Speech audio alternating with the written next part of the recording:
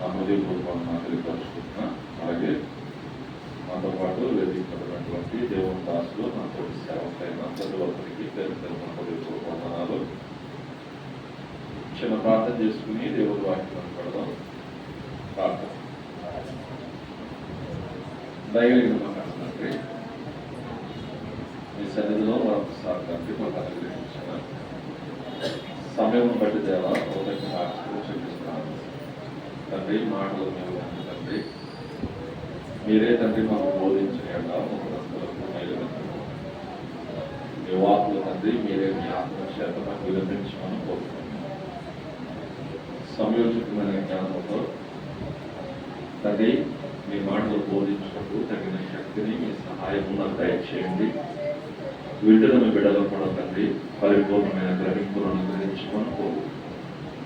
మీ చెరువు తండ్రి సమయం మమ్మల్ని అప్పగించు. క్రీస్తు అద్భుతమైన నామములో ప్రార్థించి వేడుకొనుచున్నాను తండ్రి. ఆమేన్. ప్రభువునందు ప్రియులారా, బైబిల్ గ్రంథంలోకి వెళ్ళి కొన్ని సంగతులు మనం తెలుసుకోవడానికి సిద్ధపడదాం.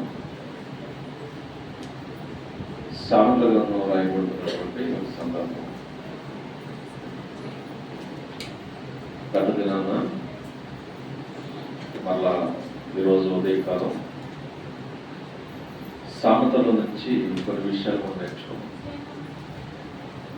ఈరోజు కూడా కొన్ని ప్రాముఖ్యమైన సంగతులు దాని తెలుసుకుందాం.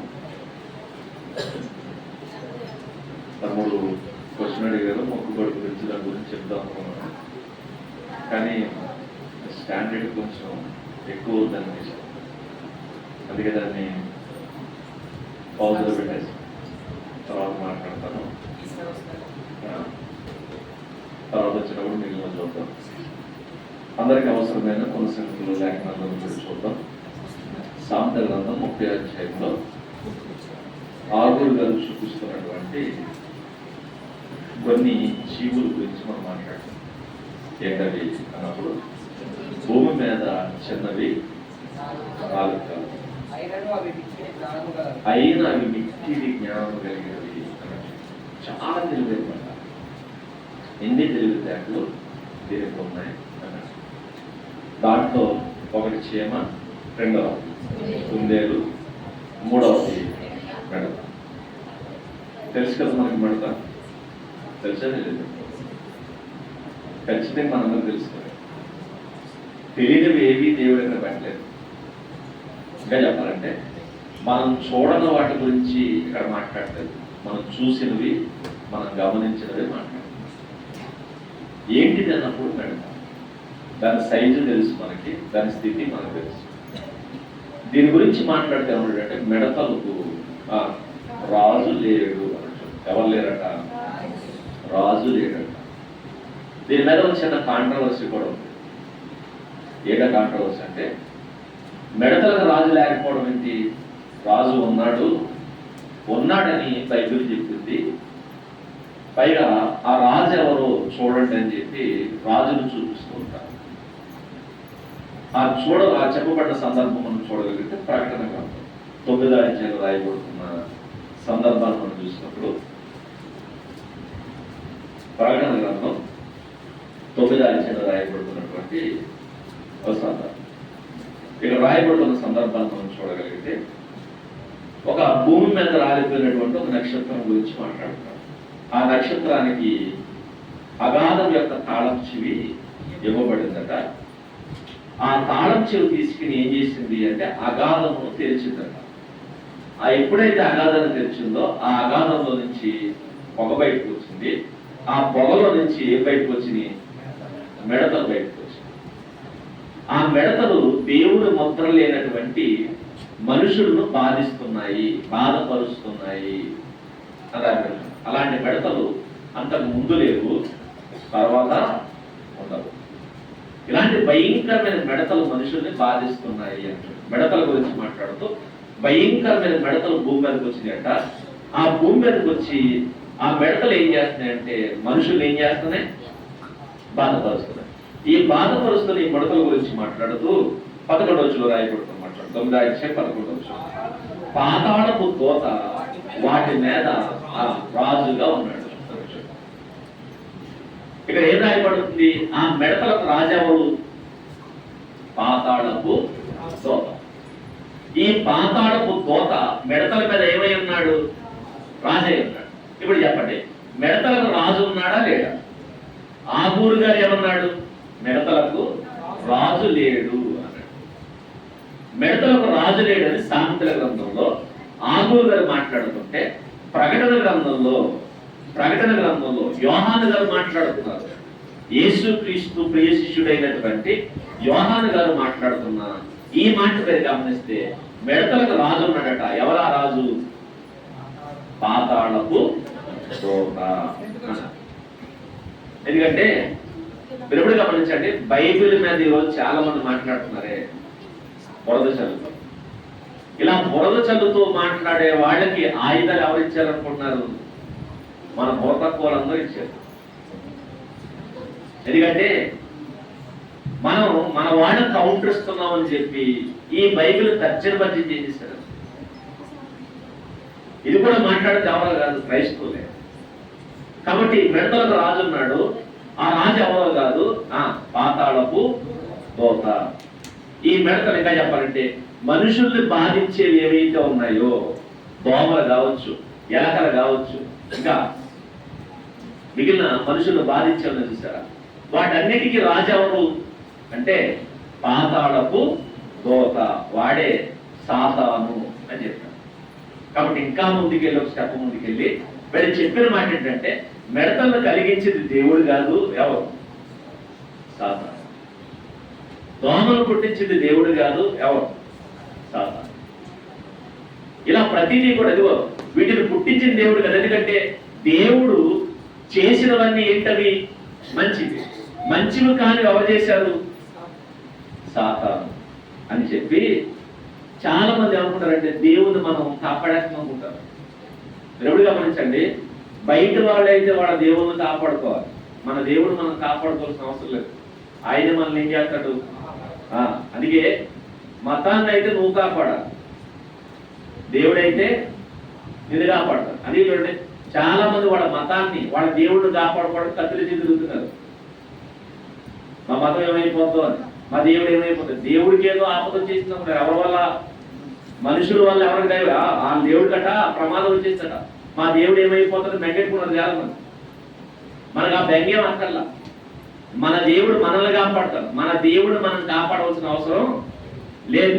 ఎవడో దేవుడి గురించి తప్పుగా మాట్లాడుతున్నాడని ఇలా చెబితే దేవుడికి ఎక్కడ ఆటంకం లేదంటే మనకంటుకుంటుందని చెప్పి మనం దేవుడిని మంచోడుగా నిరూపించడం ట్రై చేస్తుంటాం. ఎందుకంటే చీకటి కలిగించిన దేవుడు కాదు, అపవాదం కలిగించిన దేవుడు కాదు, తర్వాత మిడతలు పుట్టించిన దేవుడు కాదు. ఇలా చెప్పడం వల్ల ఏమనుకుంటారంటే దేవుడు నేను ఏం చేస్తున్నాను?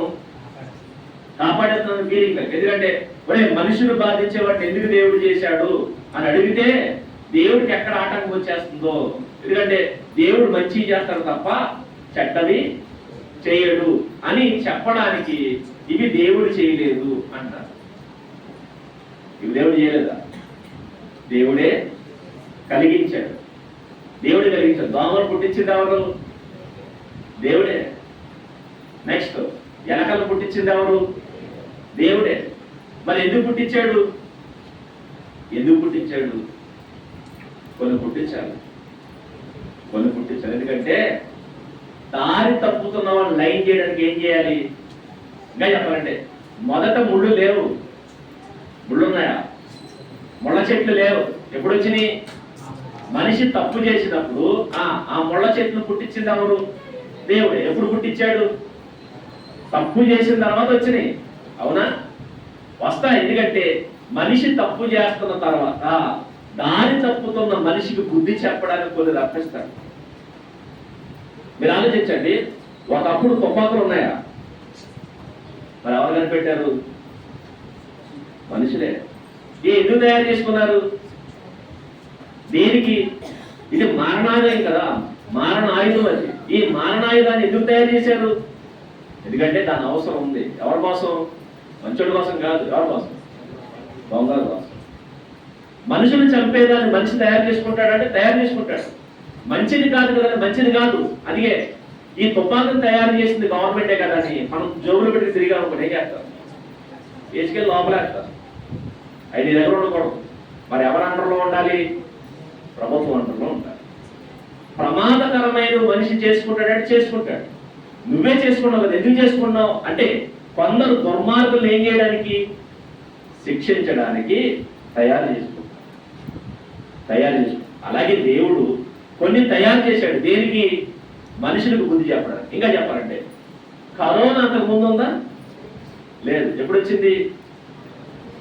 2019 వచ్చింది. అంతకు ముందు లేదు. కొత్తగా ఎందుకు వచ్చింది?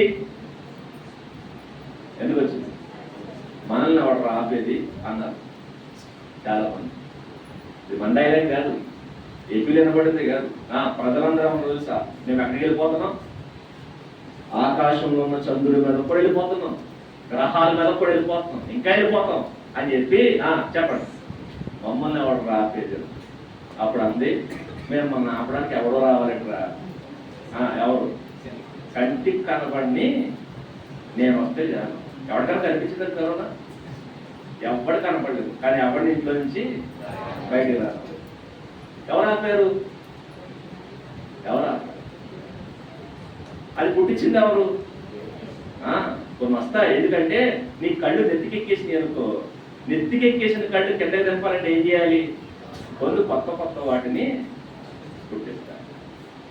కొన్ని కొత్త వాటిని దేవుడే కలిగిస్తాడు. ఎందుకు కలిగించాడు? కొందరికి బుద్ధి చెప్పాలి అంటే, ఇక చెప్పాలంటే తన ఉనికిని మనిషికి తెలియపరచాలి. మనిషి బతికెంతో మనిషికి చెప్పాలంటే కొన్ని దేవుడు పుట్టిస్తాడు. కాబట్టి కొన్ని భయంకరమైన లోపలు ఉన్నాయి కదా, మనిషి హాని చేసే ఉన్నాయి కదా అంటే ఉన్నాయి. అవి ఎందుకు వచ్చినాయంటే మనిషి చెప్పిన మాట వినకపోతే వస్తాయి. వ్యభిచరింపవద్దు అని చెప్పాడు. చేసినందుకు ఏమొచ్చింది? చేయకుండా ఉంటే భయంకరమైన రోగం రాదు. చేశాడు కాబట్టి ఏమొచ్చింది? భయంకరమైన రోగం. ప్రతిది వస్తుంది. దేవుడు చెప్పిన మాట వినకపోతే నిన్ను బాధించే వస్తాయి. కాబట్టి మిడతల్ని ఎవరు చేశారు? దేవుడే కలిగించాడు. మిడతల్నేంటి మనల్ని ఏడిపించే సాతాన్ని ఎవరు పుట్టించారు? దేవుడే పుట్టించాడు. అన్నిటినీ కలిగించింది ఆయనే, అన్నిటి మీద అధికారి ఆయన. కాబట్టి దేవుడు చెయ్యంది చెయ్యలేంది ఏది లేదు. దేవుడు చెయ్యంది ఏదన్నా ఉందంటే అది ఒకటే. ఏంటది? పాపం. అది ఆయన చెయ్యడు, అది ఆయన చేయలేడు. కాబట్టి ఆ పాపం ఆయన చేయడు. కాబట్టి దేవుడు కలిగించదనే పాపం. అది ఎవరి వల్ల పుట్టింది? అది దేవుని వల్ల పుట్టింది. శరీరేచ్ఛలు దేవుని వల్ల పుట్టినవి కాదు. నేత్రేచ్ఛలు దేవుని వల్ల పుట్టినవి కాదు. ఈ జీవపు డంబం దేవుని వల్ల పుట్టింది కాదు. అవి దేవుని వల్ల పుట్టలేదు. కాబట్టి ఇవి పుట్టలేదు. కానీ బయట కనిపిస్తున్న చాలా దేవుని వలన కలిగింది. కాబట్టి మిడతలు దేవుడే కలిగించాడంటే కలిగించాడు. మరి సామెతలో రాజు లేడు అన్నాడు కదా. ఇక్కడ పాతాళపు దూత వాటి మీద రాజుగా ఉన్నాడు కదంటే పాతాళపు దూత రాజుగా ఉన్నది కరెక్టే. కానీ ఇక్కడ కనబడుతున్న మిడతలు మనకి తెలిసిన మిడతలు కాదు. ఆ మిడతలు ఈ మిడతలు కాదు. ఈ మిడతలు వేరు. ఈ మిడతలు ఏంటి? ఇవి యోహాను గారు రూపకలంకారంగా చెప్తున్నాడు. అంటే ఉదాహరణగా వేటినో సూచించేటట్టు వాటిని చూపించి మాట్లాడు. వేటి గురించో చెప్తున్నాడు. దాన్ని దేంతో పోల్చి చెప్తున్నాడు? మిడతలతో పోల్చి చెప్తున్నాడు. కాబట్టి ఈ మిడతలు ఆ మిడతలు కాదు. ఈ మిడతలు భూమి మీద మిడతలు కాదు. ఎక్కడి నుంచి వచ్చినాయట? పాతాళములో ఉన్న అగాధంలో నుంచి వచ్చినటువంటి మిడతలు. ఈ మిడతలు దేని గుర్తు అంటే పాతాళములో ఉన్న ఈ దుష్ట దూతలు ఎవరైతే ఉన్నారో సాతానుకు సంబంధించిన దూతల సమూహం. ఆ దూతల సమూహం తప్ప ఈ మిడతలు కాదు. కాబట్టి ఇక్కడ పాతాళపు దూత వాటి రాజుగా ఉన్నాడంటే ఈ పాతాళం నుంచి వచ్చిన మిడతలు ఏ మిడతలు అన్నమాట? అక్కడ దెయ్యానికి సంబంధించినటువంటి సైన్యం ఏదైతే ఉందో ఆ సైన్యం గురించి చెప్తున్నాడు. కానీ మన కంటికి కనిపిస్తున్న ఈ మిడతలు కాదు. అదే ప్రకటన గ్రంథంలో గుర్రాలు ఉన్నాడు. ఏ గుర్రాలు? మనకు తెలిసిన గుర్రాలు కాదు. ఆ గుర్రాలు వేరు. జీవులు అన్నాడు అనుకోండి. ఆ జీవులు మనకు తెలిసిన జీవులు కాదు. మనకు తెలిసిన జీవులతో పోల్చి మాట్లాడుకుంటాడు. కానీ అవి మనకు తెలిసిన జీవులు కాదు. కాబట్టి ఆ విషయాన్ని అర్థం చేసుకోవాలి. ఇక్కడ చెబుతున్న ఈ మిడతలు దుష్టుడి యొక్క సైన్య సమూహానికి సంబంధించిన దాన్ని మిడతలతో పోల్చి మాట్లాడు. కాబట్టి ఆ మిడతలకి ఈ మిడతలకి సంబంధం లేదు. కాబట్టి ఆ గురుగారు మాట్లాడుతున్న మాట ఏంటి? మిడతలకు రాజు లేడు అని. నిజం చెప్పండి, మిడతలకు రాజు లేడా అంటే రాజు లేడు. ఏ రాజు లేడంటే మిడతలకు రాజు లేడు, కానీ ఒక రాజు ఉన్నాడు మిడతలకి. ఏ రాజు అయినా యోవేలు గ్రంథంలో చెప్తాడు. యోవేలు గ్రంథంలో రాయబడి మాట చూడండి, 2వ అధ్యాయం 25వ వచనం. యోవేలు గ్రంథం 2వ అధ్యాయం 25వ వచనం. మీరు కడుపార తిని తృప్తి పొంది మీ కొరకు వింత కార్యములను జరిగించిన మీ దేవుడైన యెహోవా నామమును మీరు స్తుతించినట్లు నేను పంపిన మిడతలు, గొంగళ పురుగులు, పసర పురుగులు, చీడ పురుగులు అను నా మహా సైన్యం. ఎవరి సైన్యం? మిడతలు ఎవరి సైన్యం? అప్పుడప్పుడు చేర్పిస్తుందండి. మనం సైన్యంగా ఎవరు పెట్టుకుంటాం? మనుషులు పెట్టుకుంటాం. దేవుడు మనుషులు పెట్టుకోలేదట, మరి ఎవరిని? మిడతలు. అంటే మనం చంపడానికి ఎవరు అవసరం లేదు, ఆయనకి మనుషులు అవసరం లేదు. పెద్ద పెద్ద దోతలు ఏమనకు అవసరం లేదు. ఎవరు సరిపోతారు? మిడత చాలు. అది మీరు గమనించండి, అలెగ్జాండర్ ద గ్రేట్ అంటారు. అలెగ్జాండర్ ఏం చేశాడట? ఒంటి చేత్తో రాజ్యాలన్నీ జయించాడు. ఆయన కత్తి పట్టి నిలబడితే ఆయన ముందు ఏ రాజు నిలబడ్డాడు? ఆయన చూస్తే బెంబేలికి పారిపోయారు చాలా మంది. ఆయన యుద్ధానికి వస్తాడంటే ముందే దాసోహం అయిపోయారట, నిన్ను మేము గెలవలేము అని. అంతటి వీరుడు యుద్ధ రంగంలో దిగాడంటే ఎవరిని లెక్క చేయడు. అలాంటి వాడిని ఒకటి చెప్పేసింది. ఏంటది? దోమ. ఇంకా చెప్పాలంటే ఆయన ఏ మనిషి అంతం చేయలేడు. ఏ మనిషి అంతం చేయలేని వాడిని ఏం చెప్పేసింది? దోమ. అది చెప్పండి, ఏం వేసుకెళ్ళింది? కట్టేసుకెళ్ళిందా? నెక్స్ట్ తుపాకీలు వేసుకెళ్ళిందా? బాంబులు వేసుకెళ్ళిందా? పెద్ద సైన్యాన్ని తీసుకెళ్ళిందా? లేదు. ఏం వేసుకెళ్ళింది? సింగిల్గా వెళ్ళింది.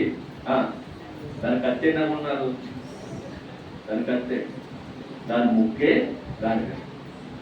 ఈయనేమో కత్తి యుద్ధాలు, కరాటీలు అన్నీ నేర్చుకున్నాడు. ఎవరు? అలెగ్జాండర్. ఏమీ నేర్చుకోకుండా సింగిల్ ఆయుధంతో వచ్చింది. ఇంకా చెప్పాలంటే ఒకే ఒక్క పోటుకి కథం. ఎవరిని?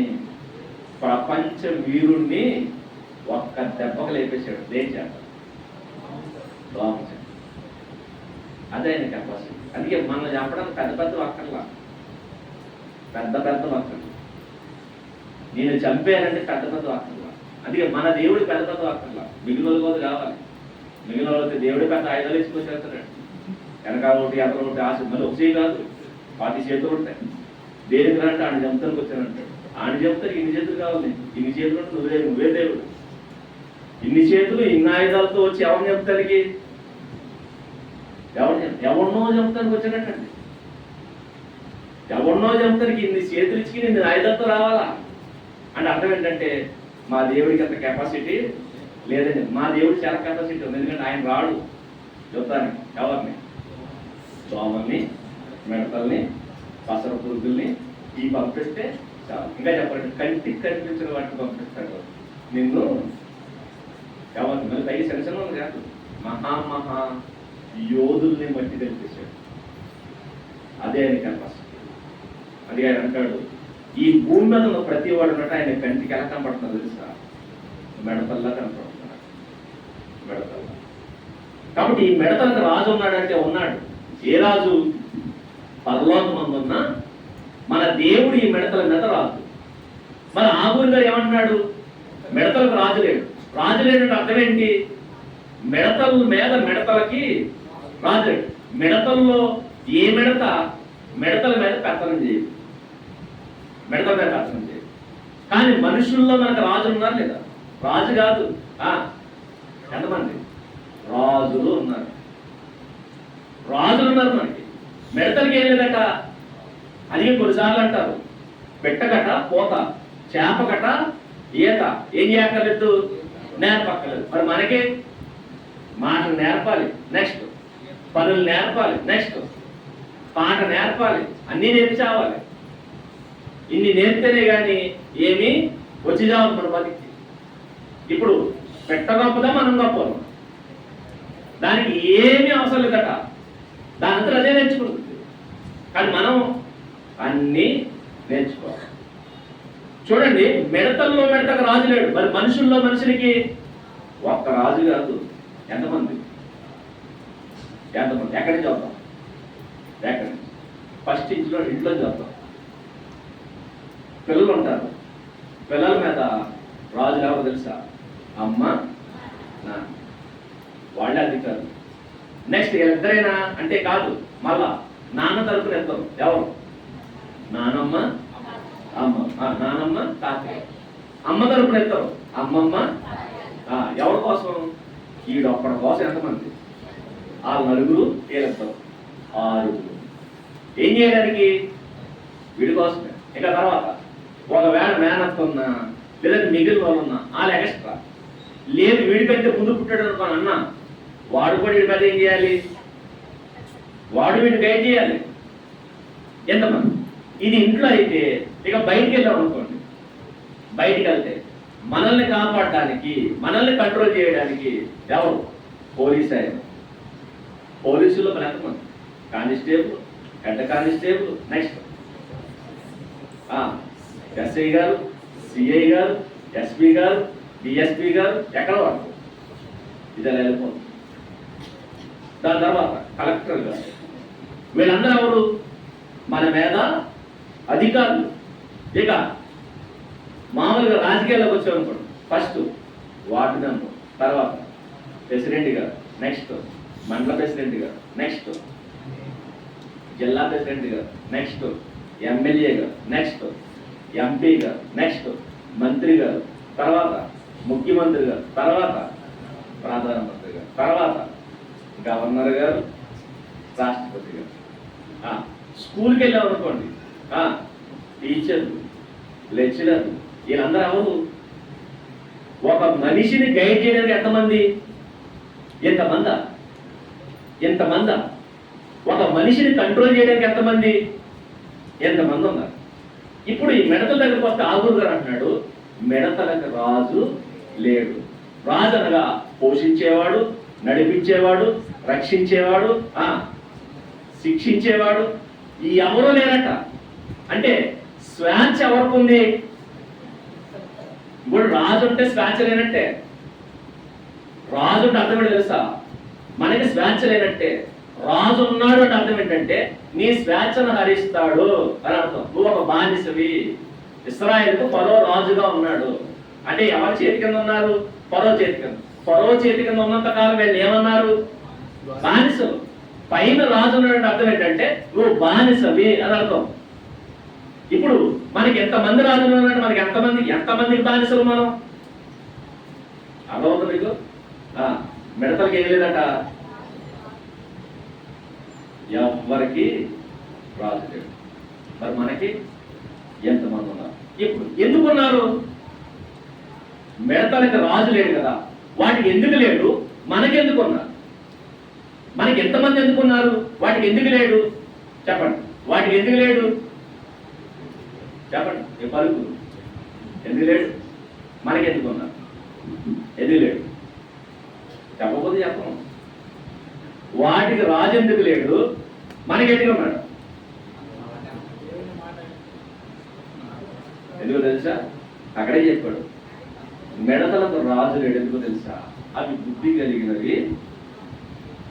బుద్ధి కలిగిన వాటికి ఎవరుండరు? ఇప్పుడు చెప్ప, మనకు రాజు ఎందుకు ఉన్నాడు? చెప్పండి. అదనం మన ఎవరు? బుద్ధి లేని అడ్డగాడులు అనకంటే. ఎందుకంటే గాడులు కూడా ఫీల్ అవుతాయి. గాడులు అంటారు, ఒరే నాకు కూడా ఒక్కడే యజమాని, నీకు ఎంతమంది నీకంట. ఎందుకంటే గాడికి ఎంతమంది ఉంటారంటే ఒకడే వానరు, ఎద్దుకి ఎంతమంది ఉంటారు, ఒకడే వానరు. మరి మనకి ఎంతమంది వానరులు మనకి? ఇప్పుడు చెప్పండి, గాడికి కూడా కాండ్రి తుమ్మేస్తుంది మన మీద. ఎదవ బతుకు, నేనే ఒకరికే ఉడికించేస్తాను. నువ్వు పై నుంచి కింద వరకు ఎంతమంది చేయాలి అంటే నీ మీద ఎంతమంది పెత్తందారులు ఉన్నారు, మరి నా మీద వాక్కడు. అందుకనే వాటికి భాష మనకు తెలియదు కాబట్టి సరిపోతుంది, కానీ లేదంటే ఎరుపులు కడతాయి మనకు తెలియదు. మనం పైగా వాటిని పోల్చి కడతాం. ఒరే అడ్డగాడుగా, ఒరే ఎద్దులో ఉన్నాం, ఎద్దు అంటది, ఒరే నాతో పోల్చకరే, నేను నీకంటే చాలా బెటర్ పొజిషన్ ఉన్నాను, నాతో పోల్చుకోకండి, నాతో పోల్చుకో. ఎందుకంటే వాటికి బుద్ధి ఉందట, వేటికి మిడతలకు జ్ఞానం ఉంది, మరి మనకి జ్ఞానము లేదు అన్నట్టు. జ్ఞానము లేని వాడికి రాజులు ఎక్కువ ఉంటారు, జ్ఞానం కలిగిన వాడికి రాజులు ఉండరు. ఇంకా చెప్పండి, జ్ఞానము కలిగిన వాడికి ఒక్కడే రాజు ఉంటాడు, జ్ఞానం లేని వాడికి రాజులు ఎందరో ఉంటారు. ఇప్పుడు మన బతుకు ఎంతమంది ఉన్నారంటే మనం ఏ జాబితాలో ఉన్నాం? మనం బుద్ధి లేని, జ్ఞానం లేని మనుషులు. ఇది ఎలా చెప్తారు అనుకోవచ్చు. ఇవి ఎంత తెలివైనవో, మనకి ఎంత బుద్ధిహీనత ఉందో ఒక సందర్భాన్ని మనం చూడగలిగితే దేవుడు వీడి గురించి మాట్లాడుతుంటాడు. ఎందుకంటే దేవుడు రాజు అంటే ఎలా ఉంటాడో, రాజు పరిపాలన ఎలా ఉంటుందో ఒకసారి మనుషులకు పరిచయం చేశాడు. ఎక్కడ పరిచయం చేశాడు అంటే, అబ్రహాము అనే ఒక మనిషిని తీసుకుని ఆ మనుషునికి ఇస్సాకు అనే కుమారుని ఇచ్చి, ఇస్సాకు ద్వారా యాకోబును రప్పించి, యాకోబుకు 12 మంది సంతానం పుట్టించి, ఆ 12 మంది సంతానం ద్వారా సుమారు 20 లక్షల మంది జనాభాను రప్పించి, ఆ 20 లక్షల మందిని ఎక్కడ పెట్టాడు తెలుసా? ఫరో చేతి కింద పెట్టాడు. ఫరో చేతి కింద పెట్టినప్పుడు ఫరో వీళ్ళు పరిపాలిస్తున్నప్పుడు ఏం చేశారు తెలుసా? వీళ్ళు ఏడ్చారంటే. ఏమని ఏడ్చారు? అయ్యా, ఈ కష్టాలు మేము పడలేము, మా చేత వెట్టి చాకరీ చేయించుకుంటున్నాడు, మా చేత గొడ్డు చాకరీ చేయించుకుంటున్నాడు, ఉదయం నుంచి సాయంత్రం వరకు పని చేయించుకుని వీళ్ళ రక్తం దానం కోసం పనిచేసేటట్టు చేశాడు. వీళ్ళ నలిపి నలిపి నలిపి నలిపి ఏడిపిస్తుంటే అప్పుడు మూలిగారట. మూలుగుతూ దేవుడు ప్రార్థన చేశారు, ఈ రాజు మాకు వద్దు అన్నాడు. ఎందుకు అక్కడ పంపించాడంటే రాజు ఎలా ఉంటాడో వీళ్ళకి తెలియాలి. తెలిసిన తర్వాత ఏడుస్తున్న వీళ్ళని బయటికి రప్పించాడు. రాజుల పాలన నుంచి బయటికి రప్పించాడు. అంటే స్వేచ్ఛ, స్వాతంత్ర్యాన్ని ఇచ్చాడు. బయటికి తీసుకొచ్చాడు. బయటికి తీసుకొచ్చి ఎక్కడ పెట్టాడు? ఎర్ర సముద్రాన్ని పాయలు చేసి ఎక్కడ?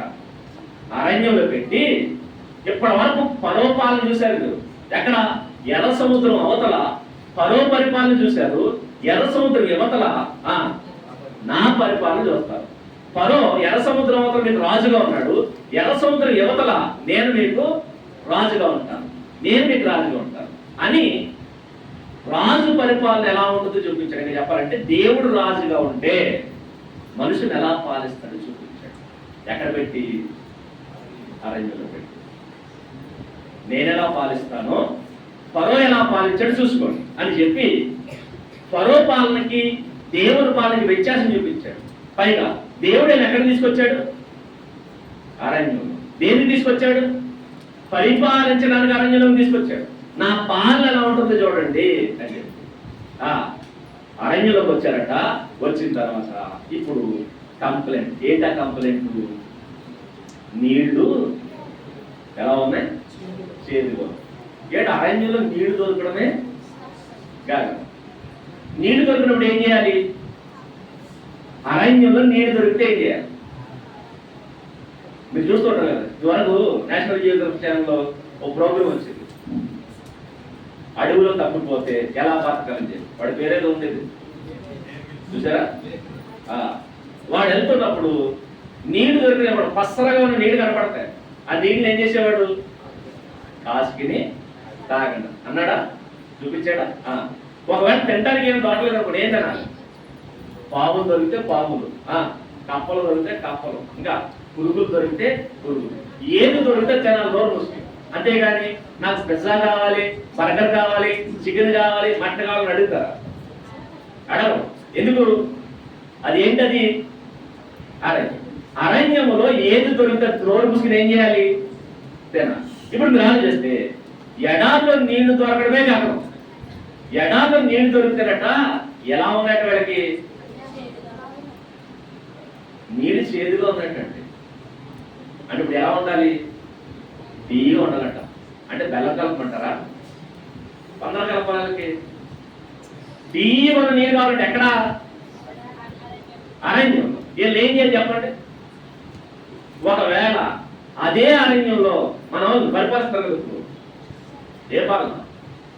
ఒక ఆయన పాలన ఒకలా ఉంటుంది అంటారు, ఇంకొక ఆయన పాలన ఒకలేం బంగారం అంటారు, ఇంకొకరు వజ్రం అంటారు. నాది బంగారం పాలన, వజ్రం పాలన అంటారు కదా. సరే, ఈ బంగారం పాలనని వజ్రం పాలన ఎక్కడ తీసుకెళ్ళాలి? ఒరే ఎక్కడ కాదు మమ్మల్ని పాలించడం, ఎక్కడ? ఓసారి మమ్మల్ని అరణ్యంలో పాలించడాన్ని పొరపాటు నేను అరణ్యంలో తీసుకెళ్లి మన మీద పెత్తనం అప్పగించాను, ఏం చేస్తారు? ఈ పచ్చడి పొలాల మధ్య మనం బతుకులేదండి. ఎలా పరిపాలిస్తారు?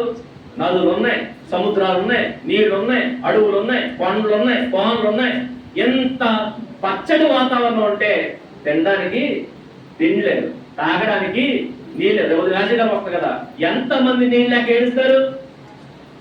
మాకు నీళ్ళు లేవంటే కొన్ని చోట్ల పోతే నెలకు ట్యాంకర్ పంపిస్తారట. ఎవరు? మన అయ్యగారు, పాలించేయగారు. ఎక్కడే నెలకు ట్యాంకర్ పంపిస్తే ఒకవేళ అరణ్యంలో కనుక నీళ్ళు అడిగినప్పుడు ఏం చేస్తారు? నాకు దారుణందని చెప్పి మన రక్తం తాగేస్తాడు,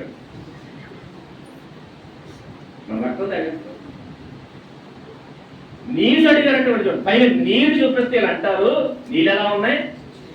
చేతిగా. అది కొన్ని దృశ్యాలు చూపిస్తాను చూసారా? భయంకరమైన నీళ్లు తోడికి తాగి బతుకుతున్నారు మన రాష్ట్రాల్లోనే. ఉన్నారా లేరా? ఉన్నారు. ఈయన అక్కడికి వెళ్ళి కంప్లైంట్ చేశారు. సరే, కంప్లైంట్ చేశారు కదా, దేవుడి చీవట్లు పెట్టలేదు, చేతిగా ఉన్నాయా? అయితే ఏం చేయాలి?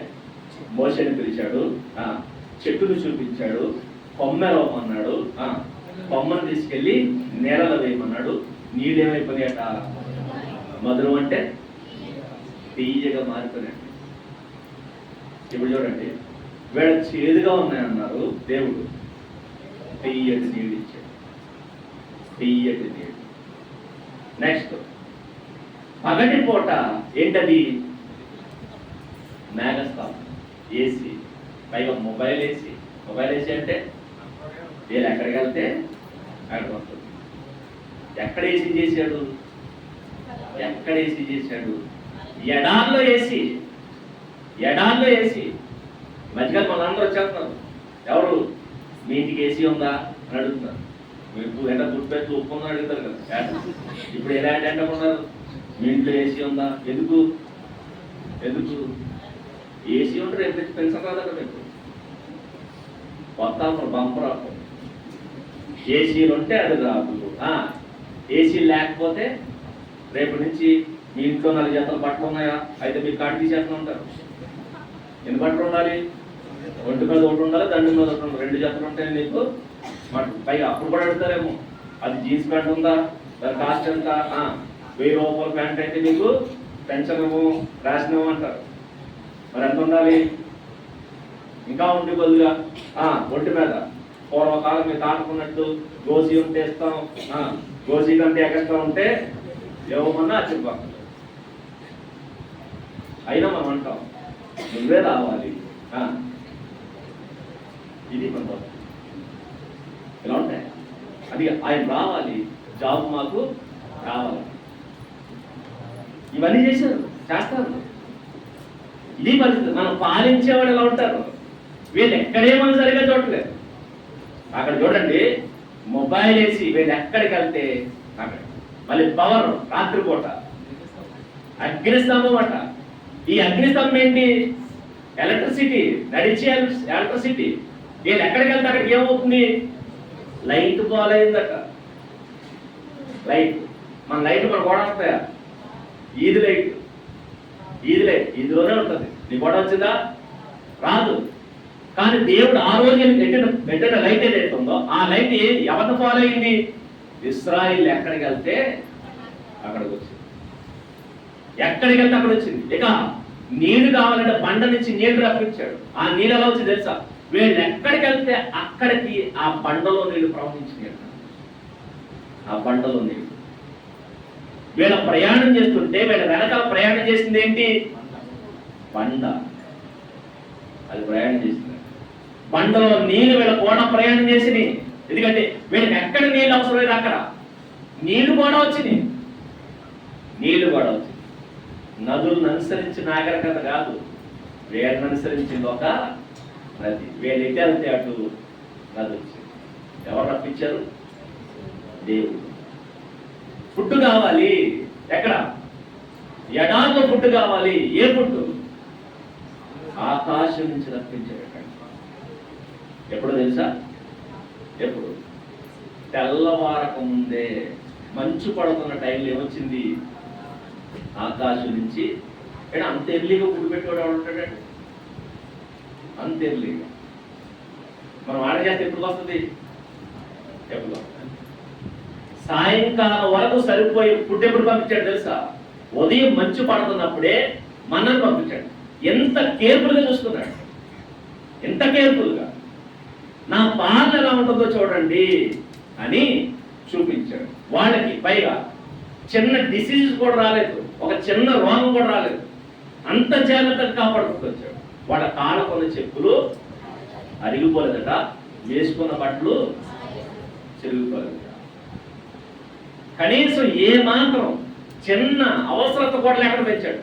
పెంచి చూపించాడు ఏంటంటే నా పాలన ఎలా ఉంటుంది అని చెప్పి చూపించి ఆ తర్వాత ఏంటది? మీకు ఇల్లు ఇస్తాం, పొలం ఇస్తాం అంటారు కదా. మనం పొలం అంటారు, ఏమంటారు? మీకు ఇళ్ల స్థలం ఇస్తాం. ఏ స్థలం? ఖాళీ స్థలం ఇస్తారు. ఖాళీ స్థలం నువ్వేం చేయాలి? అది కూడా అనేవారు. ఈ మధ్యకాలంలో మన ప్రభుత్వం ముట్టించినట్టు ఉంది. ఏమిచ్చారు? స్థలాలు ఇచ్చినందుకు మనం చాలా సంతోషపడతారు. రైట్, స్థలాలు ఇచ్చారు కదా, లేదా కొన్ని ప్రభుత్వాలు చేసినట్టు ఉన్నాయి.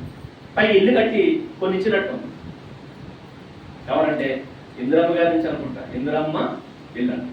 వీళ్ళు మనకి చిన్న చిన్న గృహాలు కట్టేస్తామంటారు, చిన్న చిన్న సైట్లు ఇస్తామంటారు. కానీ దేవుడు కానాను దేశాన్ని ఏం చేశాడు? పంచేసి ఇచ్చాడు. నా పాలన ఎలా ఉంటుంది చూడు. వాళ్ళకి పొలాలు ఇచ్చాడు, వాళ్ళకి స్థలాలు ఇచ్చాడు, వాళ్ళకి కోటలు ఇచ్చాడు. వాడు తినడానికి సమస్తం ఏర్పాటు చేసి పైగా అంటాడు, ఒకసారి చెక్ చేసుకురండి అన్నాడు. ఏంటది?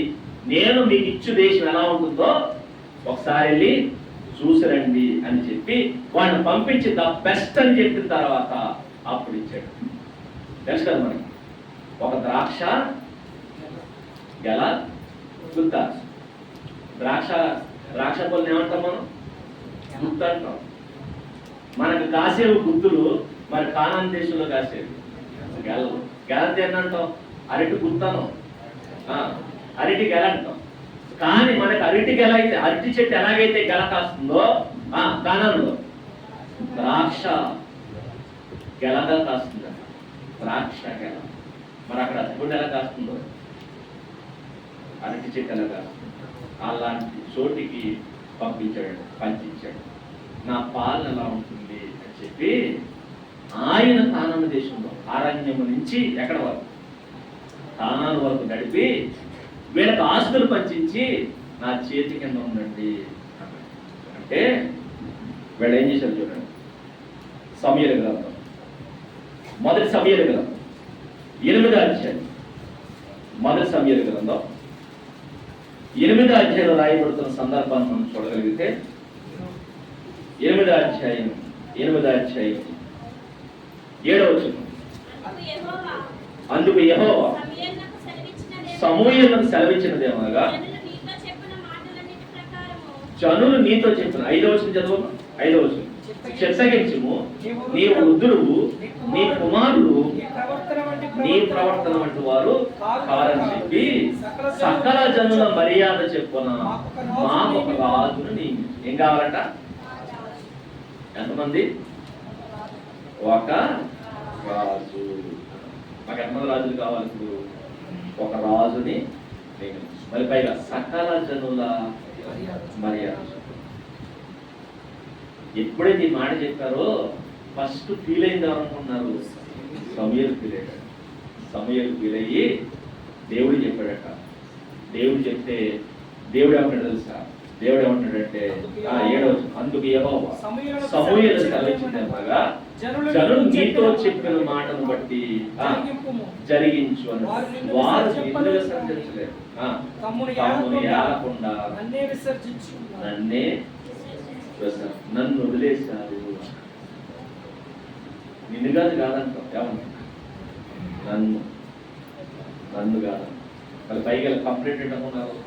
సమూయేలు నువ్వు మంచోడివే కానీ నీ పిల్లలు మంచోడు కాదు. అవునా? ఏలి మంచోడే కానీ ఏలి పిల్లలు మంచోడంటే ఏలి మంచోడే కానీ ఏలి పిల్లలు మంచోడా?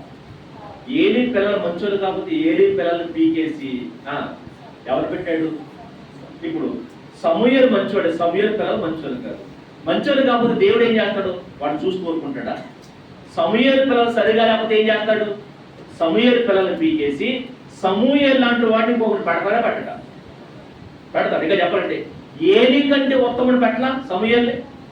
అలాగే సమూయేలు తర్వాత సమూయేలు పిల్లల్ని పీకేసి ఇంకొక నాయకుడు ఇస్తాడు. కానీ కంగారు తెలుసా? వీళ్ళకి ముందు రాజు కావాలి. మమ్మల్ని పరిపాలించడానికి మాకు రాజు కావాలి అన్నాడు. అప్పుడు దేవుడు అన్నాడు, వీళ్ళకి రాజు అంటే ఎలా ఉంటాడు సార్ గుర్తు చేయి అన్నాడు.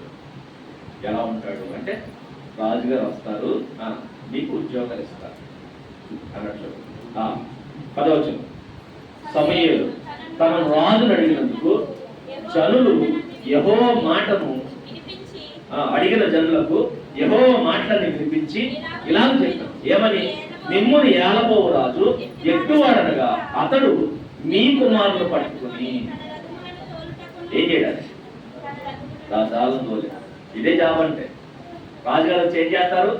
జాబ్ ఇస్తారు. ఏ జాబు? రథాలు తోలే జాబ్ ఇస్తారు. ప్రభుత్వం వారు మనకి ఏమిస్తారు? జాబులు ఇస్తారు. ఏ జాబ్ ఇస్తారు? ఇవే జాబులు. ఏ job? For example driver job ఇచ్చాడు అనుకోండి. ఏంటి? ఆర్టీసీ బస్సులో డ్రైవర్ జాబేనది? జాబే కాదు. ఆర్టీసీ బస్సు ఎవరిది? రాజుగారు. నువ్వెవరు? డ్రైవర్. రాజుగారి బస్సుకు నువ్వేమయ్యావు? అప్పుడైతే ఆ రాజుగారికి రథం ఉండేది, ఇప్పుడు ఈ రాజుగారికి బస్సులో ట్రైన్ నడిపే జాబ్ ఇస్తారు. ట్రైన్ ఎవరిది? రాజుగారిది. నువ్వెవరు? దాంట్లో పనుడు. జాబ్ వచ్చిందా? మనకి ట్రైన్ నడిపే జాబ్ అవ్వగానే నేనేమయ్యాను? జాబ్ వచ్చింది. దేవుడు అదే చెప్తాడు. ప్రభుత్వం వచ్చిన తర్వాత, రాజులు వచ్చిన తర్వాత మీకు జాబులు వస్తాయి. ఏ జాబులు? రాజుగారు రథాలు నడపాలి, రాజుగారు పొలాల్ని మేపాలి. ఇదేంటిది? ఒకటి డ్రైవర్ జాబు, మేపాలంటే క్లీనర్ జాబు. బస్సులు కడిగేయాలి, తుడి చేయాలి, బాగు చేయాలి. ట్రైన్లో దీని స్టైల్గా మనం ఏం పెట్టుకున్నాం? జాబ్. నాడు దేవుడు చెప్పాడు, మీ అందరిని తీసుకెళ్ళి నీ కొడుకుని తీసుకెళ్ళి ఏం చేస్తాను తెలుసా? డ్రైవర్లను చేసుకుంటాడు. ఇంకా కొంతమందిని తన కాపలాగా బౌన్సర్లుగా చేసుకుంటాడు. ఇప్పుడు ఉన్నారు కదా మంత్రులు గారు, అలా చెప్తారు, చుట్టూ ఎవరుంటారు? బౌన్సర్లు. ఎవరు? మీ పిల్లలే. మీ పిల్లలు ఏమవుతారు? రాజుగారికి బౌన్సర్లు అవుతారు. రాజుగారు రథాలతోనే డ్రైవర్లు అవుతారు. ఇదంతా ఏంటి? మీరు జాబ్ అనుకుంటారు. ఏం చెప్తాడు? నేను వస్తాను, ఏమిస్తాను? జాబ్ ఇస్తారంటారు కదా. ఏ జాబులు ఇస్తారో? ఏ జాబులు? నడిపే జాబులు, తుడిచే జాబులు, కడిగే జాబులు ఇస్తారు. తర్వాత ఆడపిల్లలకైతే ఏంటట? వానకత్తెలుగాను వంట చేసేవారుగా. రాజుగారికి పరిమళ తైలాలు సిద్ధపరచాలి. అత్తరు తయారు చేయడానికి, అత్తరు పుయ్యడానికి మీ పిల్లల్ని తీసుకెళ్తాడు వాడు. మీ ఆడపిల్లల్ని తీసుకెళ్ళి వాడికి పౌడర్ రాయించుకుంటాడు, వాడికి అత్తరు పోయించుకుంటాడు, వాడి స్నానం చేయించుకుంటాడు వాడు. ఇదే జాబిస్తాడు. తర్వాత కొంతమంది తీసుకెళ్ళి వంటింట్లో పెట్టి ఏం చేస్తాడు? రొట్టెలు దాల్పించుకుంటాడు. ఈ విరామం తెలుసా? మాకు జాబ్ వచ్చింది. ఎవరిచ్చారు? రాజుగారు ఇచ్చారు. రాజు ఇచ్చాడు. ఇదే దేవుడైతే బస్సు ఇచ్చి నడుపుకోడా అంటాడు, రాజుగారు అయితే బస్సు ఇచ్చి నడపరా అంటాడు. కానీ దేవుడు బస్సు నీదే, నడిపి ఏం చేయి, నువ్వే కడిపిని, నువ్వే నడిపిని, డబ్బులు కూడా టికెట్లు నువ్వే వసూలు చేసుకుంటాడు.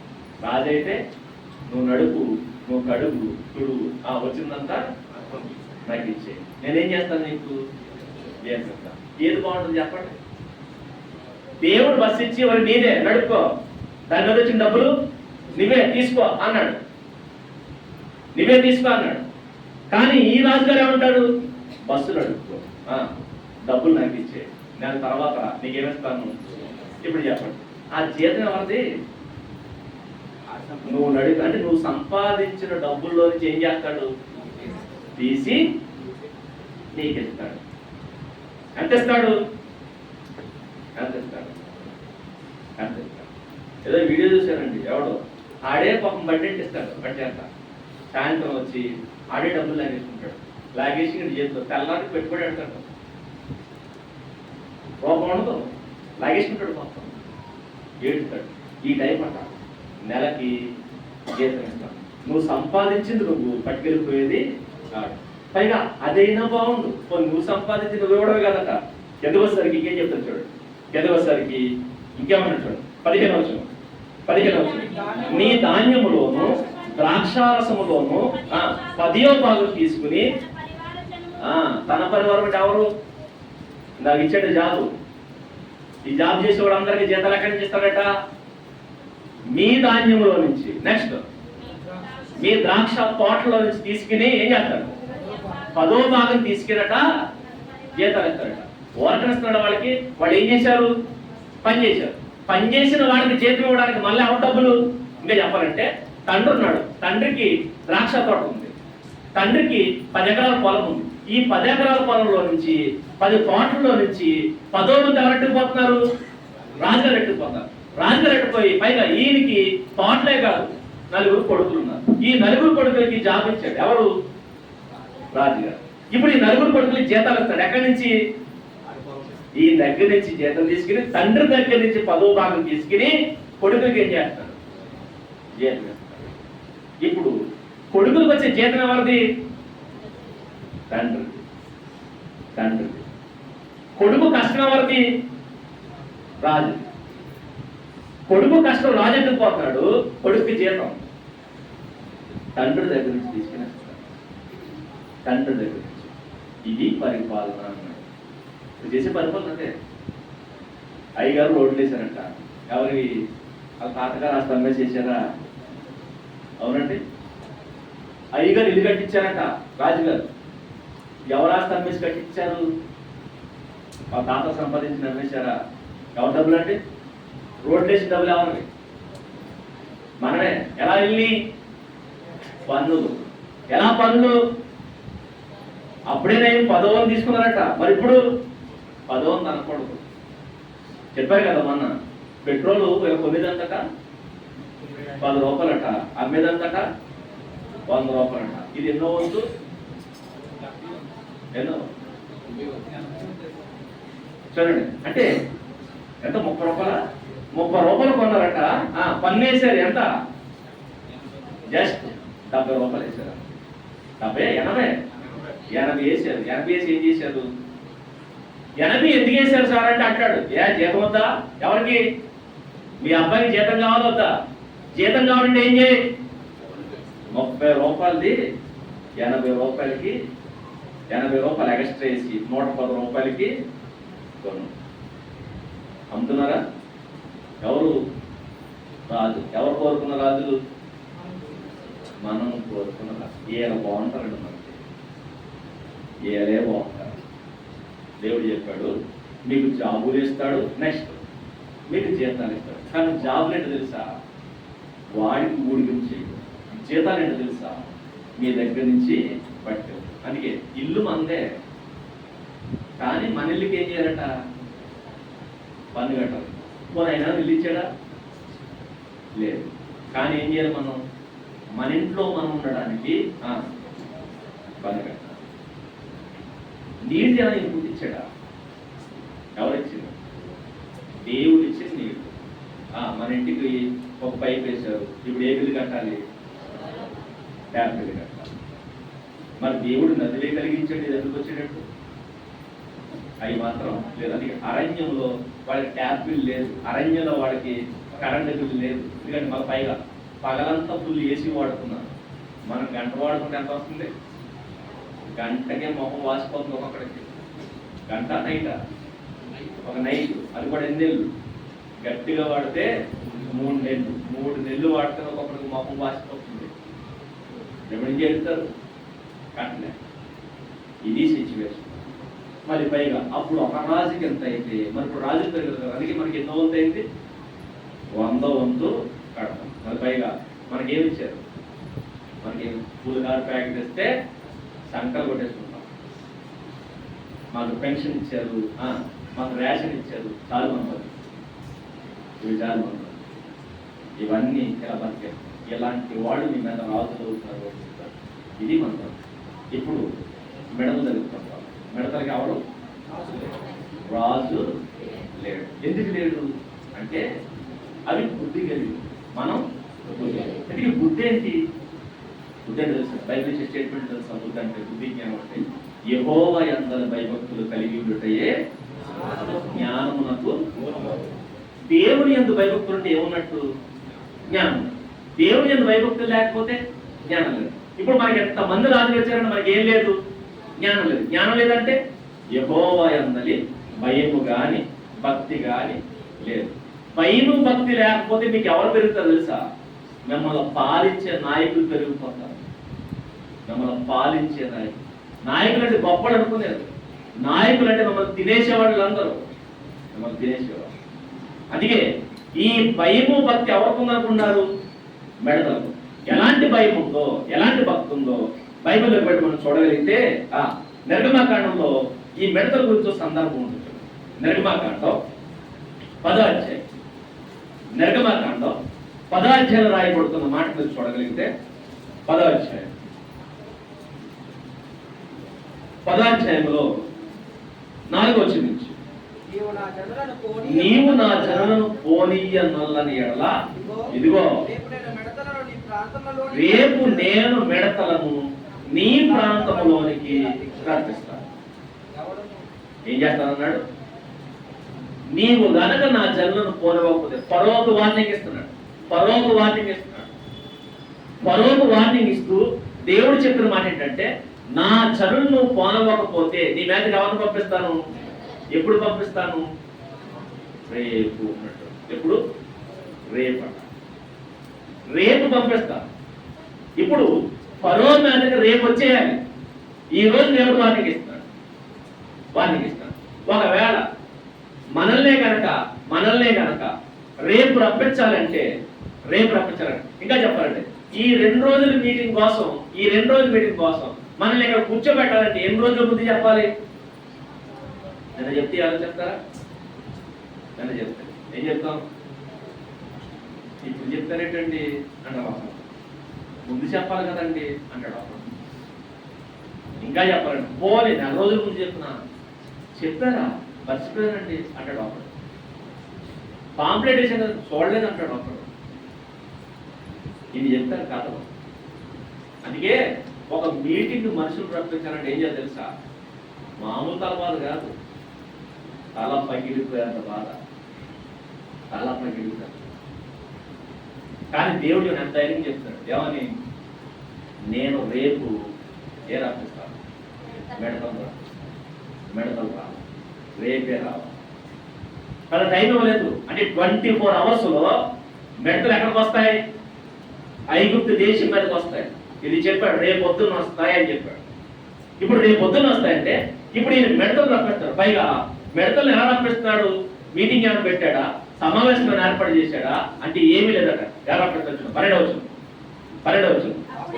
అప్పుడు యెహోవా మోషేతో, మెడతలు వచ్చినట్టు ఐగుప్తు మీద నీ చెయ్యి చాపు.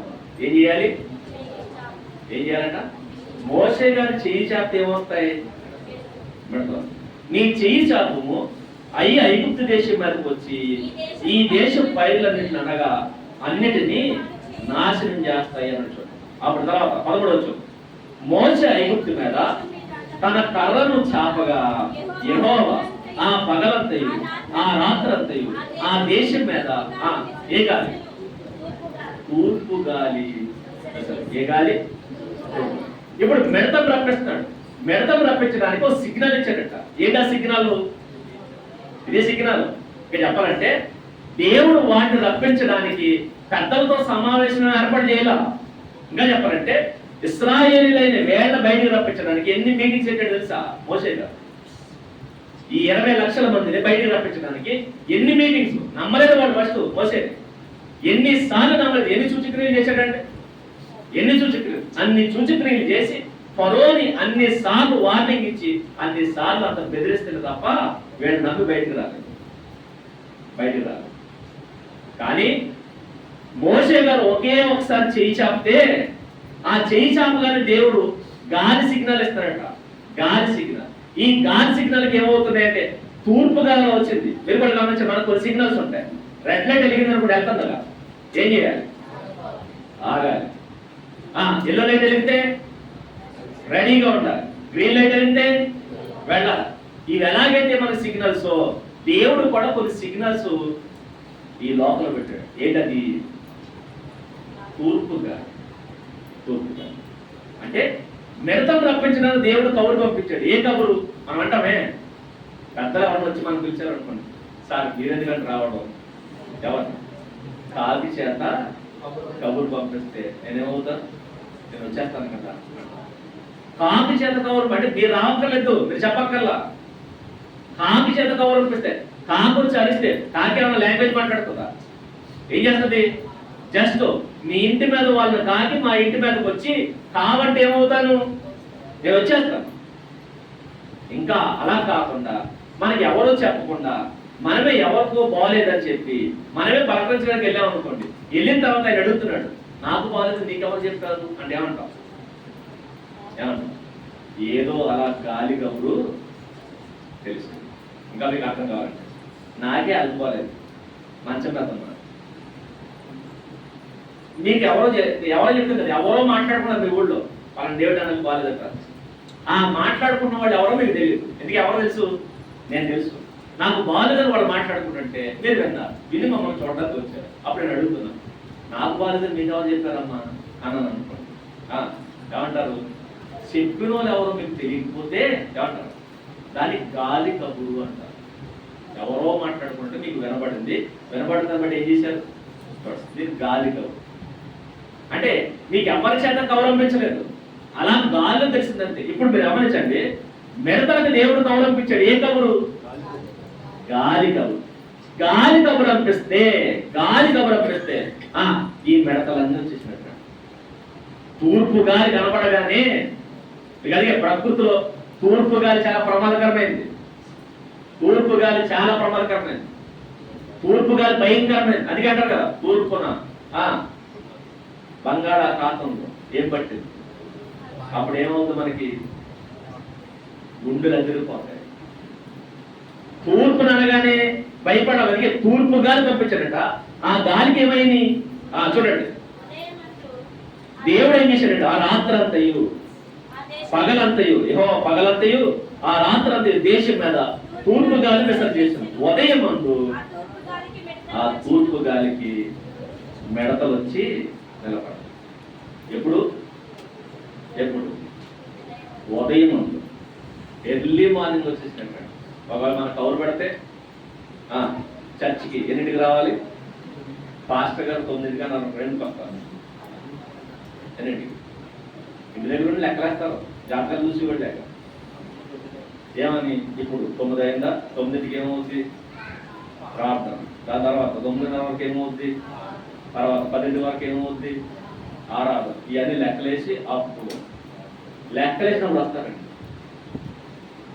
ఫస్ట్ కూడా రావడం ట్రై చేయరు. కొంతమంది అన్ని అయిపోతారు రావడం ట్రై చేస్తారు. మీరు గమనించండి, మిడతలు ఎప్పుడు వచ్చినాయట? ఉదయం అవ్వగానే ఉదయానికి వచ్చి ఎక్కడి నుంచి ఉన్నాయి? ఐగుప్తుకు వచ్చి నుంచున్నాయట. దేవుడు కబురంపించాడు. ఏ కబురు? గాలి కబురంపించాడు. గాలి కబురికి ఏమైంది? ఐగుప్తుకు వెళ్ళాలని అర్థం చేసుకుని ఈ తూర్పుగా ఎగిరేస్తుంది, ఐగుప్తుకు వేస్తుంది. అంటే మనందరం ఎక్కడికి వెళ్ళాలి? ఐగుప్తుకు వెళ్ళాలి. ఐగుప్తుకు వెళ్ళాలని ఐగుప్తుకు వచ్చి నిలబడ్డాయి. ఎర్లీ మార్నింగ్ నిలబడి ఇప్పుడు సిగ్నల్ కోసం చూస్తున్నాయి. ఏంటంటే మోసే గారు చేయొద్దారా, రెడీగా ఉండండి. ఏంటి రెడీ? మోసే గారు చేయొచ్చగానే ఏం చేయాలి? వెళ్ళి ఒక్క మొక్క వదలకూడదు. మొక్క కాదు కదా, ఒక్క ఆకు కూడా మిగలకూడదు. ఊడ్స్ అవుతున్నాయి. చూడండి, మిడతలు అన్నీ వచ్చినట్టండి. తర్వాత పదాలు ఆ మిడతలు ఐగుప్తు దేశం మీదకి వచ్చి ఐగుప్తు సమస్త ప్రాంతంలో నిలబడి రెడీగా పెట్టండి. నిలిచాను. అవి మిక్కిలి బాధాకరమైనవి. అంతకు మునుపు అట్టి మిడతలు ఎప్పుడునూ ఉండలేదు, తర్వాత అట్టివి ఎప్పుడునూ ఉండవు. అవి నేలంతయు, ఎక్కడ? నేలంతా కప్పేసి, ఐగుప్తు నేలంతా కప్పేసి అని మిడతలు వచ్చింది. ఐగుప్తు ఎంత ఉంటుందండి? ఒక దేశం. ఫర్ ఎగ్జాంపుల్ ఈ చర్చ్ స్థానం. ఈ చర్చిలో ఎంతమంది పడతారు? మనం అనుకున్నాం 100 మంది ఉంటాం. 100 మంది మనుషులు పెడితే ఏమవుతుంది? ఇది నిండిపోతుంది. ఇదే ప్లేసులో మిడతలతో మనం నింపాలంటే ఎన్ని మిడతలు పడతాం? ఎన్ని మిడతలు? 1,00,000, కోటి మంది. జస్ట్ ఈ స్థలం ఏదైతే ఉందో ఎంత ఉంటుంది? స్థలం 2 సెంట్లు 3 సెంట్లు? 2 సెంట్లు. 2 సెంట్ల స్థలంలో ఈ స్థలాన్ని మనం ఈ నేలంతా కనబడకుండా కప్పేటట్టు మిడతలు పెట్టాలంటే మిడతలన్నీ కోట్లలో కావాలి. ఇప్పుడు ఐగుప్తు దేశం అంతా కప్పేసేంత మిడతలు రావాలంటే ఎన్ని రావాలి? లెక్కలేక అన్ని మిడతలు వచ్చేసినాడు. దేనికి? గాలి కబురికి ఎన్ని వచ్చినాయి? అన్ని మిడతలు. ఐగుప్తు దేశం అంతా కప్పేసేంత మిడతలు వచ్చినట్టు. ఐగుప్తు దేశం అంతా కప్పేసేంత మిడతలు. పైగా ఆ వచ్చిన మిడతలు అక్కడో మిడత కాదు. ఎలా అంటే చూడండి, చూడండి రాయబడుతుంది మాట. చూడండి 15 ఆ దేశమున చీకటి దేవుడు పంపించిన మిడతలు ఏ రేంజ్ లో వచ్చినాయి చెప్తాను. చూడండి, మిడతలు అలా ఎగిరి వాలితే ఏం కనపడలేదు, చీకటి అండి. ఇంకా చెప్పాలంటే పైన ఆకాశంలో సూర్యుడు ఉన్నాడే, సూర్యుని యొక్క కిరణాలు ఐగుప్తు దేశం మీద పడలేదు. పడనంత దట్టంగా పెట్టేసింది. అంటే ఎన్ని మిడతలు వచ్చి ఎంత దళసరణ ఉంటే చీకటి వస్తుంది. వెలిక్కో లక్షణం ఉంది. ఎలాంటి దాన్ని చీల్చుకుని వెళ్ళిపోతుంది. అంతే. టార్చ్ లైట్ మనం వేసి టార్చ్ లైట్ చేతితో మూసేసాం అనుకోండి, మూసేస్తే ఈ చెయ్యంత ఎలా ఉంటుంది? ఎర్రగా కనపడుతుంది. ఎందుకు ఎలా కనపడుతుంది? టార్చ్ లైట్ లో ఉన్నటువంటి కిరణాలు ఏవైతే ఉన్నాయి, కిరణాలు ఏమైపోయింది, చొచ్చుకుని బయటకు వచ్చేసింది. అందుకే ఎర్రగా కనపడుతుంది. ఇప్పుడు మీరు ఆలోచిస్తే ఎంత మందాలు లేకపోతే, ఇంకా చెప్పాలంటే ఆ ఎర్రగా కనపడుతున్న చెయ్యి మనకి ఎర్రగా కనపడకూడదంటే ఎన్ని చేయలేదు?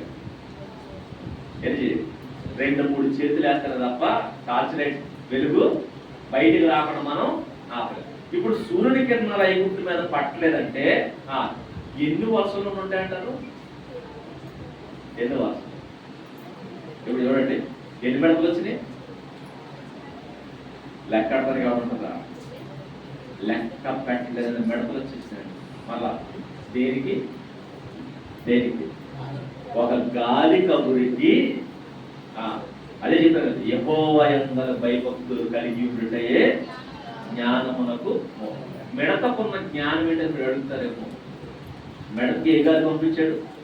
ఒక తూర్పు గాలి అలా వీచేటట్టు చేస్తే తూర్పు గాలి సిగ్నల్కి మొత్తం ఐగుప్తు దేశానికి వచ్చేసాడు. ఇప్పుడు చెప్పండి, మనం రప్పించిన దేవుడు ఏం చేశాడు? తూర్పు గాలి పంపించాడా? మరే కాదు. మన కోసం ఎంతమంది తెలుసండి? ఒక మనిషిని రక్షణలో నడిపించడానికి ఎంతమంది నడిపిస్తారు? ఎన్ని కబుర్లు వచ్చినాయి? మొదట ప్రవక్తలట, తర్వాత ప్రభువట, తర్వాత అపోస్తులట, తర్వాత ఈరోజు వినబడుతున్న సువార్త పిలుపు. ఎంత మంది వచ్చి మనుషులు పిలుస్తున్న వస్తున్నారు. ఇప్పుడు చెప్పండి, వాటికి ఉన్న జ్ఞానం ఎంత, మనకున్న జ్ఞానం? దేవుని సిగ్నల్ అర్థం చేసుకోగలం, మరి మనం అర్థం చేసుకోగలం. గాలిని సైతం గుర్తుపట్టగలం. ఏంటవి? గాలికి లోబడిపోతాయి. కానీ మనిషి ఎన్ని మాటలు చెప్పినా లోబడిన వాళ్ళని తక్కువ ఎవరు తెలుసా? మనిషి. అందుకే మనకి రాజులు ఉన్నారు, మిడతలకు రాజు లేడు. ఎందుకంటే మిడతలకు ఆయన ఒక్కడు కాదు, ఆయన ఏం చెబితే అవి చీకటి కమ్మేసి అంత వచ్చినాయట. నేను అనుకుంటుంటాను, ఐగుప్తు దేశం మీదకి చీకటి కమ్మేంత మిడతలు వచ్చినాయంటే ఆ రోజు ప్రపంచంలో ఉన్న ప్రతి మిడత ఎక్కడ ఉంటుంది? ఐగుప్తు. ప్రపంచ దేశాల్లో ఎన్ని అడుగులు ఉన్నాయో, ఎన్ని అడుగుల మధ్య బతుకుతున్నాయో, ఏ ప్రాంతాలు ఉన్నాయో, ఆ ప్రాంతంలో ఉన్న మిడతలన్నీ ఎక్కడికి వచ్చేసింది తెలుసా?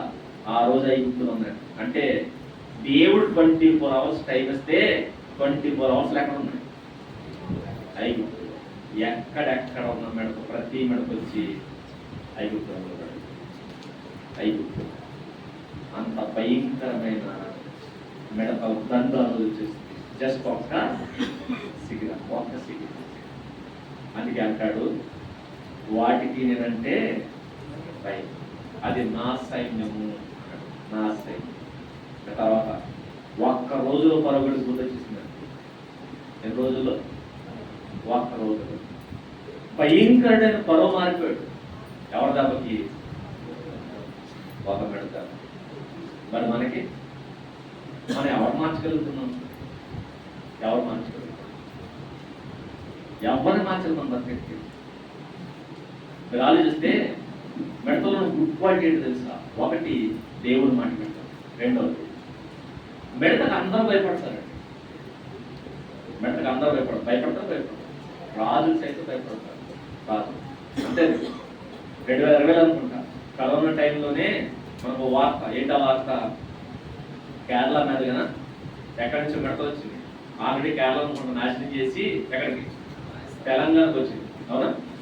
తెలంగాణకు వచ్చి, తెలంగాణ కాదనగా మనకి ఏపీకి వస్తున్నసరికి గజ ఎవరు? రాష్ట్రాలను పరిపాలిస్తున్న నాయకులు వదులుతున్నారు. రాష్ట్రాలను పరిపాలిస్తున్నారు. మిడత ఎంత ఉంటుంది? మన రాజు ఎంత ఉంటాడు? నాయకుడు ఎంత ఉన్నాడు? మిడత ఎంత ఉంటాడు? ఎంత మిడతకి ఎవరు చేశారు? నాయకులు చేసిపోయారు, అధికారులు చేసిపోయారు. ఎంత మిడతకు రాజులు, నాయకులు ఎందుకు చేశారు? ఎందుకు భయపడతారు? ఎందుకు తెలుసా?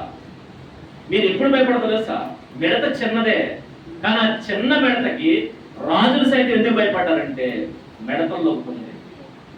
అదేంటంటే యూనిటీ. ఇంకా చెప్పాలంటే మిడత సింగిల్గా వచ్చిందని మనం భయపడతాం.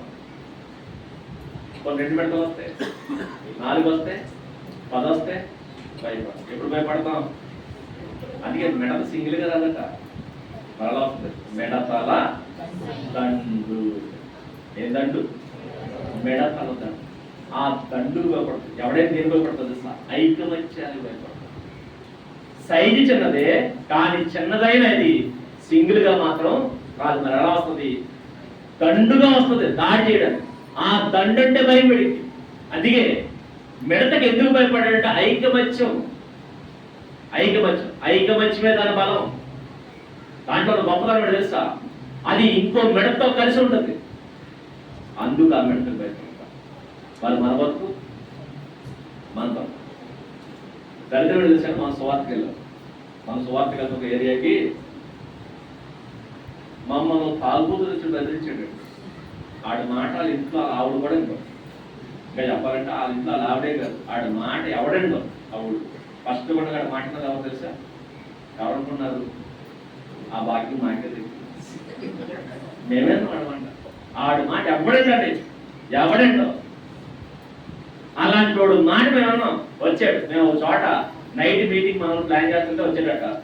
ఇక్కడ వెళ్ళడానికి వీళ్ళే వెళ్ళిపోండి అన్నాడు. ఏం చేస్తారు? తీసేసి ఇంకో చోట వేసారండి. మరి పైగా ఎక్కడ వేసుకోమంటారో ఆడేడిగానంట. ఆడేసుకున్నాడు, అక్కడికి వెళ్ళేసుకున్నాడు అన్నాడు. సరే కదని చెప్పి ఇక్కడ అన్ని పీకేసి అక్కడికి వెళ్ళేసుకున్నారు. అక్కడ అన్ని రెడీ చేసుకుని పాపం అన్ని సెట్ అయిపోయినాయి. అంత బాగా ఉంది, అన్ని గ్రౌండ్ లైటింగ్ రెడీ అయ్యారు. అప్పుడు పాపం దులేస్తారు మన ప్రసాద్, అన్ని సెట్ అయిపోయినాడు. సెట్ అయిపోయి టెస్టింగ్ చేస్తున్నారు, మైక్ టెస్టింగ్ లేదు. ఈ ఆడు రాలేదు, డాక్టర్ పట్టుకు తీసుకొచ్చి ఎక్కడ తీసేయను అన్నాడు. మరి నువ్వే కదా ఎక్కడ పెట్టుకోమన్నావు అంటే అంటాడు, నేను పెట్టుకోమన్నాను. సరే ఈ స్థలం ఈడిదే అన్నాడు. ఆయన తీసుకొచ్చి ఈడే, ఈ స్థలం ఈడిదే, ఎక్కడ ఎవరు పెట్టుకోద్దు అంటున్నాడు, వీడు పెట్టుకోద్దు అంటున్నాడు. మరి అంత నువ్వు పెట్టుకోమన్నావు కదంటే, అవును పెట్టుకోమన్నాను, కానీ ఇప్పుడు వీడు పెట్టుకోదన్నాడు. నేను పెట్టుకోమన్నాను, నువ్వు ఎవరిని అడగాలి, స్థలం ఎడుతాను, మరి వీడిని అడగాలన్నాడు. పోనీ అడగాలి, నువ్వు చెప్పాలి కదంటే అటు చెప్పడట. మళ్ళీ ఇప్పుడు ఏం చేయమంటావు, కట్టడానికి వీళ్ళు తీసే అన్నాడు. తీసేసాం, మరి ఏం చేయమంటావు, ఈ ఊళ్ళో ఉండడానికి వీళ్ళు ఎదుకోమన్నారు. ఏమయ్యా పక్కూరు పోయాం, ఇప్పుడు చెప్పండి. ఆడు కూడా వచ్చి మమ్మల్ని బెదిరిస్తున్నట్టు అర్థం చెప్పండి.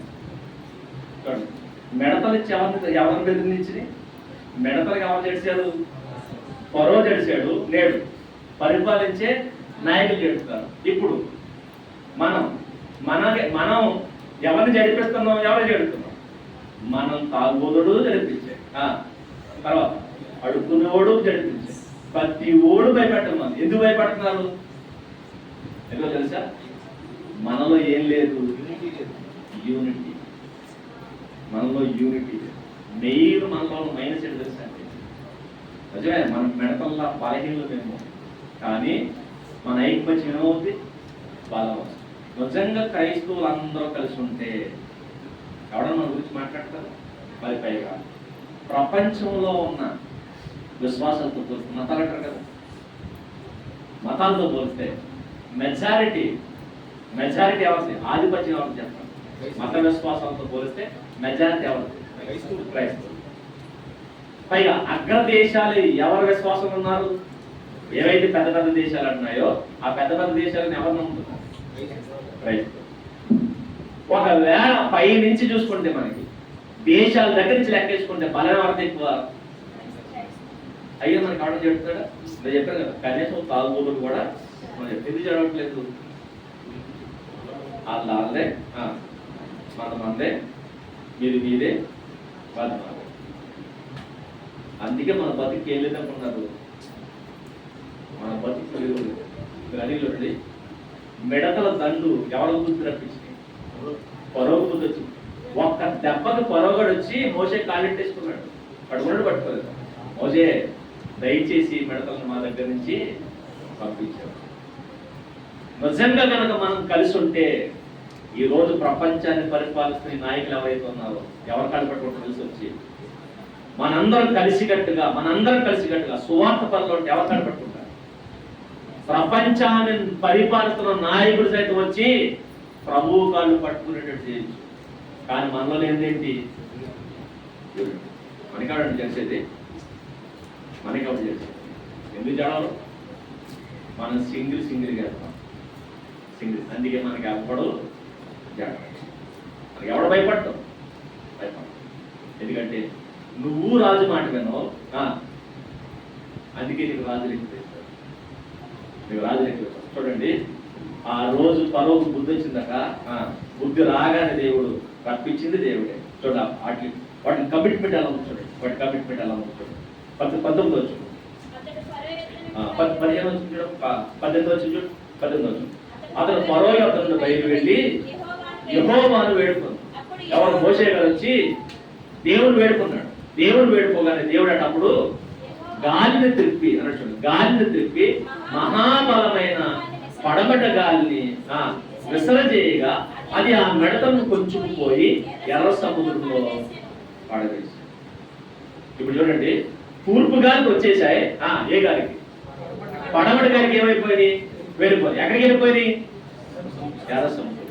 అంటే ఎన్ని రోజులు బతికిని, ఒక్కరోజు బతికి ఏం చేసింది, దేవుని ఆజ్ఞను నెరవేర్చింది. రమ్మంటే వచ్చింది, పొమ్మంటే పోవడం కాదు, పోయి చావమంటే ఎర్ర సముద్రంలో పడి చచ్చిపోయింది. ఐగుప్తుకు రమ్మంటే వచ్చేసింది, ఎర్ర సముద్రంలో పడి చావమంటే చచ్చిపోయింది.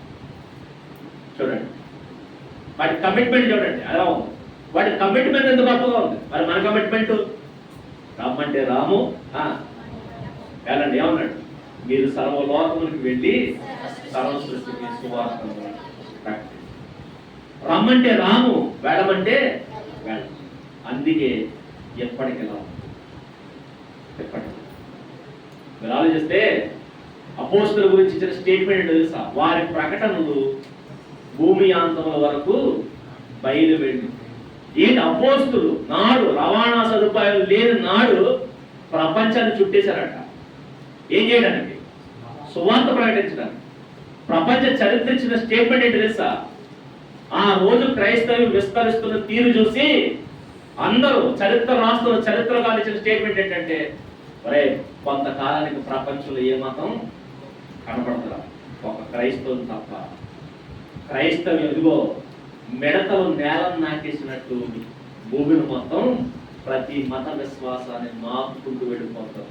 నాకు తెలుసు కదా, నాకు అర్థం ఏంటంటే, మిడతలు నాటితే పచ్చదనం ఎలా కనపడదో, మిడతలు వెళ్ళిన చోట పచ్చని చెట్టు ఎలాగైతే ఉండదో, క్రైస్తవుడు అడుగుపెట్టిన చోట వేరే మతం అనేది ఇంకా ఉండదు అని మాట్లాడుతున్నారు. ఎప్పుడు మొదటి శతాబ్దం. వాడు చెప్పింది ఏంటంటే, ఇదిగో వీళ్ళు అడుగు పెట్టిన చోట మిడతలు అడుగు పెట్టిన చోట ఎలాగైతే పచ్చదనం కనబడదో, క్రైస్తవులు అడుగు పెట్టిన చోట ఇంకో విశ్వాసం ఉండదు. ఒకే విశ్వాసం, ఇంకో ప్రభు ఉండడు, ఇంకో దేవుడు ఉండడు, ఒకే దేవుడు ఉంటాడు. ఆ దేవుడు ఎవరు? యేసుక్రీస్తు తప్ప ఇంకో పేరు వినబడకుండా వీళ్ళు చేసేస్తారని చెప్పి పుస్తకాల్లో రాసుకున్నారు. జరిగిందా? ఎందుకు జరగలేదు? వాళ్ళు కలిసికట్టుగా నాడు చేశారు. మరి నేడు అప్పుడు వేసిన దెయ్యం దెబ్బ ఏమని మొక్క చెక్క చేసి పడిస్తున్నారు. మొక్క చెక్క అప్పటి నుంచి మొదలైంది. నీది వేరు, నాది వేరు, నీ దారి వేరు, నా దారి. నువ్వు నాతో కలవద్దు, నేను నీతో. అందుకే ఇంకో దేవుని పేరు వినపడదు అని అనుకున్నారు. కానీ ఈరోజు ఇప్పుడు క్రైస్తవులు భయపడుతున్నారు. ఏంటంటే ప్రభువు పేరు వినపడతాదో వినపడదు. ఎందుకంటే ఆంక్షలలో వచ్చేస్తున్నాయి, చట్టాలలో వచ్చేస్తున్నాయి, ఆరాధన జరుగుతాయో జరగదు, సభలు ఉంటాయో. ఎందుకు ఈ భయం? ఎందుకో తెలుసా? మనలో ఐక్యత లేదు. నెంబర్ 1. తర్వాత మనము దేవుని మాట వినాలి. మీరు దేవుని మాట వినండి. విని ఆయన అన్నాడు, సహోదరుల ఐక్యత కలిగి నివసించుట ఎంత మేలు, ఎంత మంది. ఇది గనక మనం పాటించగలిగితే మిగిలిన కార్యక్రమం ఆయన చూసుకుంటాం. మనం చేయకపోతారండి. మిడతలు అలాగైతే రమ్మంటే వచ్చాయి, పోయి చావమంటే అది మనం దేవా వెళ్ళమంటావా? వెళ్తాం. లేదు నీ కోసం చావమంటావా? చేస్తా. నువ్వు ఎక్కడికి వెళ్ళమంటావు? అక్కడ వెళ్తాను. లేదు నువ్వు వద్దు నన్ను చంపేస్తానంటే తీసేసుకో, నా ప్రాణం నీకు అదిగంటాడు. నా మట్టుకైతే బ్రతుకుట వేస్తే, చావైతే. ఇలా ఉన్నవాడికి చెప్పండి, ఒక్కడే రాజు. ఆయన ఎవరు? పైన ఉన్నవాడు. అలా లేని వాడికి రాజు అంటారు. అది మిడతలకు రాజు లేడు. ఎందుకు లేడు? మిడత తెలివాడు. ఏంటి తెలివేంటంటే, మిడత అనుకుందట నాకు వేరే రాజా ఎవడు, నువ్వే నా రాజు, నువ్వు చెప్పు నేను చేస్తా. మరి మనకెందుకు రాజులు వచ్చారు? మనకెందుకు వచ్చారంటే ఆయన చెప్పింది మనం చెయ్యి, అందుకు మనకి రాజు వచ్చారు. అదిగానండి, ప్రపంచంలో ఎక్కడా లేనంత మంది అధికారులు ఎక్కడ ఉందో తెలుసా? ఇంకా చెప్పండి, ఎక్కడ? మన భారతదేశంలోనే అంటే చెప్పండి. కూడా మనం ఎవరు? జ్ఞానం లేని మనుషులు. జ్ఞానం లేదంటే భయభక్తులు లేని మనుషులు. భయభక్తులు భవిష్యత్తు తెలుసా? మనకే పార్టీలు ఎక్కువ. పార్టీలు పెరుగుతున్నాయంటే డబ్బులు కట్టుకోవాలి అనుకున్నారు ఎలక్షన్. పార్టీలు పెరుగుతున్నాయంటే అర్థం తెలుసా? ఎవరు పెరుగుతున్నారు? పాలించే నాయకులు పెరుగుతున్నారు. పాలించే నాయకులు పెరుగుతున్నారంటే ఏంటి చెప్పండి? మీలో బుద్ధి కలిగిన వాడు తగ్గిపోతున్నారు. బుద్ధి లేని వాడు పెరిగితే ఎవరు పెరుగుతారు? పాలించే నాయకులు. పాలించిన అందుకే పెరుగుతున్న పార్టీలు చూసి సంతోషపడకండి. పార్టీలు పెరుగుతున్నాయి, పాలించే నాయకులు పెరుగుతున్నారు, అధికారులు పెరుగుతున్నారంటే అర్థం ఏంటంటే మనలో భక్తిహీనత పెరిగిపోతుంది, భయభక్తులు తగ్గిపోతుంది. భయభక్తులు తగ్గితేనే బయట నేను పరిపాలించేవాడు. కాబట్టి ఆ పాలించేవాడు మంచివాడు కాదు, సరైన పాలకుడు, నమ్మకమైన నాయకుడు ఎవరంటే ఒకే ఒక్కడు, ఆయన పేరు చెప్పండి, యేసు. ఆయన ఒక్కడ మాట వినండి, ఆయన అంటాడు నేను మిమ్మల్ని పోషిస్తాను, నేను మిమ్మల్ని పోషిస్తాను. ఎలా పోషిస్తాడు? నేను నెలకోసారి రేషన్ ఇస్తానంట. ఆయన ఏమంటాడు చెప్పండి? నెలకోసారి రేషన్ ఇస్తానంటాడు. 5 కేజీలు, 4 5 5 కేజీలు. ఆయన నెలకోసారి రేషన్ ఇస్తానన్నా. మరి ఏమన్నా తెలుసా? ఆయన నేర్పి ప్రార్థన, మా అనుదిన ఆహారం నేడు మాకు రేషన్ ఇస్తాడు. ఎలా? ఎవ్రీడే ఇస్తాడు. ఎవ్రీడే, ప్రతిరోజు రేషన్ ఇస్తాడు. మీకు ఏ రోజు కావాల్సింది ఆ రోజు ఇస్తాడు. ఆయన పరిపాలన బాగుంటుంది. మీకు నమ్మకం లేదా? ఆయన అన్నాడు ఆకాశ పక్షులు చూడండి, అవి వెళ్తావు, వాటిని ఎవరు పోషిస్తున్నారు? నేను పోషిస్తున్నాను. వాటిని పోషిస్తున్నా నేను, మిమ్మల్ని పోషించిన మిమ్మల్ని పోషిస్తాను. కాబట్టి మీరేం చేయండి? నా మాట వినండి, నేను మీకు రేషన్ ఇస్తాను. తర్వాత మీకు ఎలా స్థలాలు కావాలా చెప్పండి? కావాలా? ఎంతమంది కావాలి? మీ గోల్డెన్ హ్యాండ్స్ ఎవరికి వద్దా? God bless you. అయితే మీకు ఎవరికి లేదు. ఆయన స్థలం ఇస్తాడు. ఎక్కడ ఇస్తాడు? భూమి మీద కాదు. కొంత సీరియస్గా చంద్రమండ మీద అనుకున్నారు. చంద్రమండ మీద కూడా కాదు. మరి ఎక్కడ? చెప్పాడు కదా ఇస్తానన్నాడు. ఏమన్నా? నేను మీకు స్థలం సిద్ధపరచ వెళ్తున్నాను. సైట్ ఇస్తానన్నాడు. మనం అంటాం అక్కడ సైట్ ఇస్తానని వదిలేసి పైగా వాగ్దానం చేసిన వాడు నమ్మదగిన. ఎక్కడ సైట్ ఎవరు ఇస్తారని చూస్తున్నాం. ఇంకోటి తెలుసా? అక్కడ ఆయన కట్టేసిస్తారు. పైగా ఎవరు కన్స్ట్రక్షన్ ఎవరు? ఇదిగో లోకం పుట్టినది మొదలుకొని మీ కొరకు సిద్ధపరచబడిన రాజ్యం. మన తండ్రి క్రియేట్ చేస్తున్నాడట. ఎవరి కోసం? మనకి స్థలాన్ని సిద్ధపరిచాడు. నెక్స్ట్ ఇల్లు కడుతున్నాడు. నీకు స్థలం ఇస్తాను, ఇల్లు ఇస్తాను. ఎక్కడ? అక్కడ. ఇక్కడ డైలీ రేషన్ ఇస్తాను. నెక్స్ట్ అక్కడ స్థలం ఇస్తాను. నాశనము కాని స్థలం ఇస్తాను. ఎప్పుడు ఉండే జీవితం ఇస్తాను. ఇలాంటి ఆయన అంటున్నాడు రండి నా మాట అని చెప్పి ఆయన కూడా అన్నాడు నేను మీకు జాబ్ ఇస్తాను. ఏంటా జాబు? మీ మీద నా కాడిని ఎత్తుకుని నడవండి. మీ మీద నా కాడి ఎత్తుకోండి. పైగా నా కాడి ఏంటది? నా కాడి ఏంటి? నా కాడి సులువు, నా భారం. ఆయన అసలు బరువు ఉండడండి. ప్రభు చాలా తేలిగ్గా ఉంటాడు. ప్రభు పని చాలా తేలిగ్గా ఉంటుంది. మనం బరువుగా ఫీల్ అవుతుందంటే ఆయన బరువు ఉంటాడు. అందుకంటే నా బరువు తేలిక, నా భారం తేలిక, నా కాడి సులువు.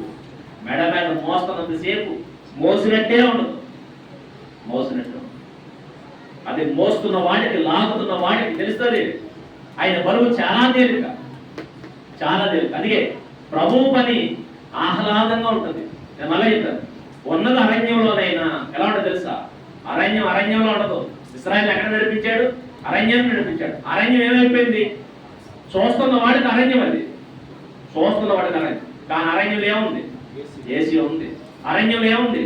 పవర్ ఉంది. అరణ్యంలో ఏముంది? నడిచే నది ఉంది. అరణ్యంలో ఏముంది? అన్ని వసతులు ఉన్నాయి. పొద్దున్నే ఏమంటారు? జొమాటో, స్విగ్గీ వాడు, జొమాటో చూసారా ఎలాగైతే ఏవేసి బ్యాగ్ వేసి వచ్చి ఫుడ్ పెడుతున్నారో నేను ఆర్డర్ పెడితే ఆ రోజు స్విగ్గీ కన్నా స్పీడ్కి వచ్చేది. ఏంటది? మన్నాడు. అరణ్యములో అంత బేసిక్గా పోషించాడు.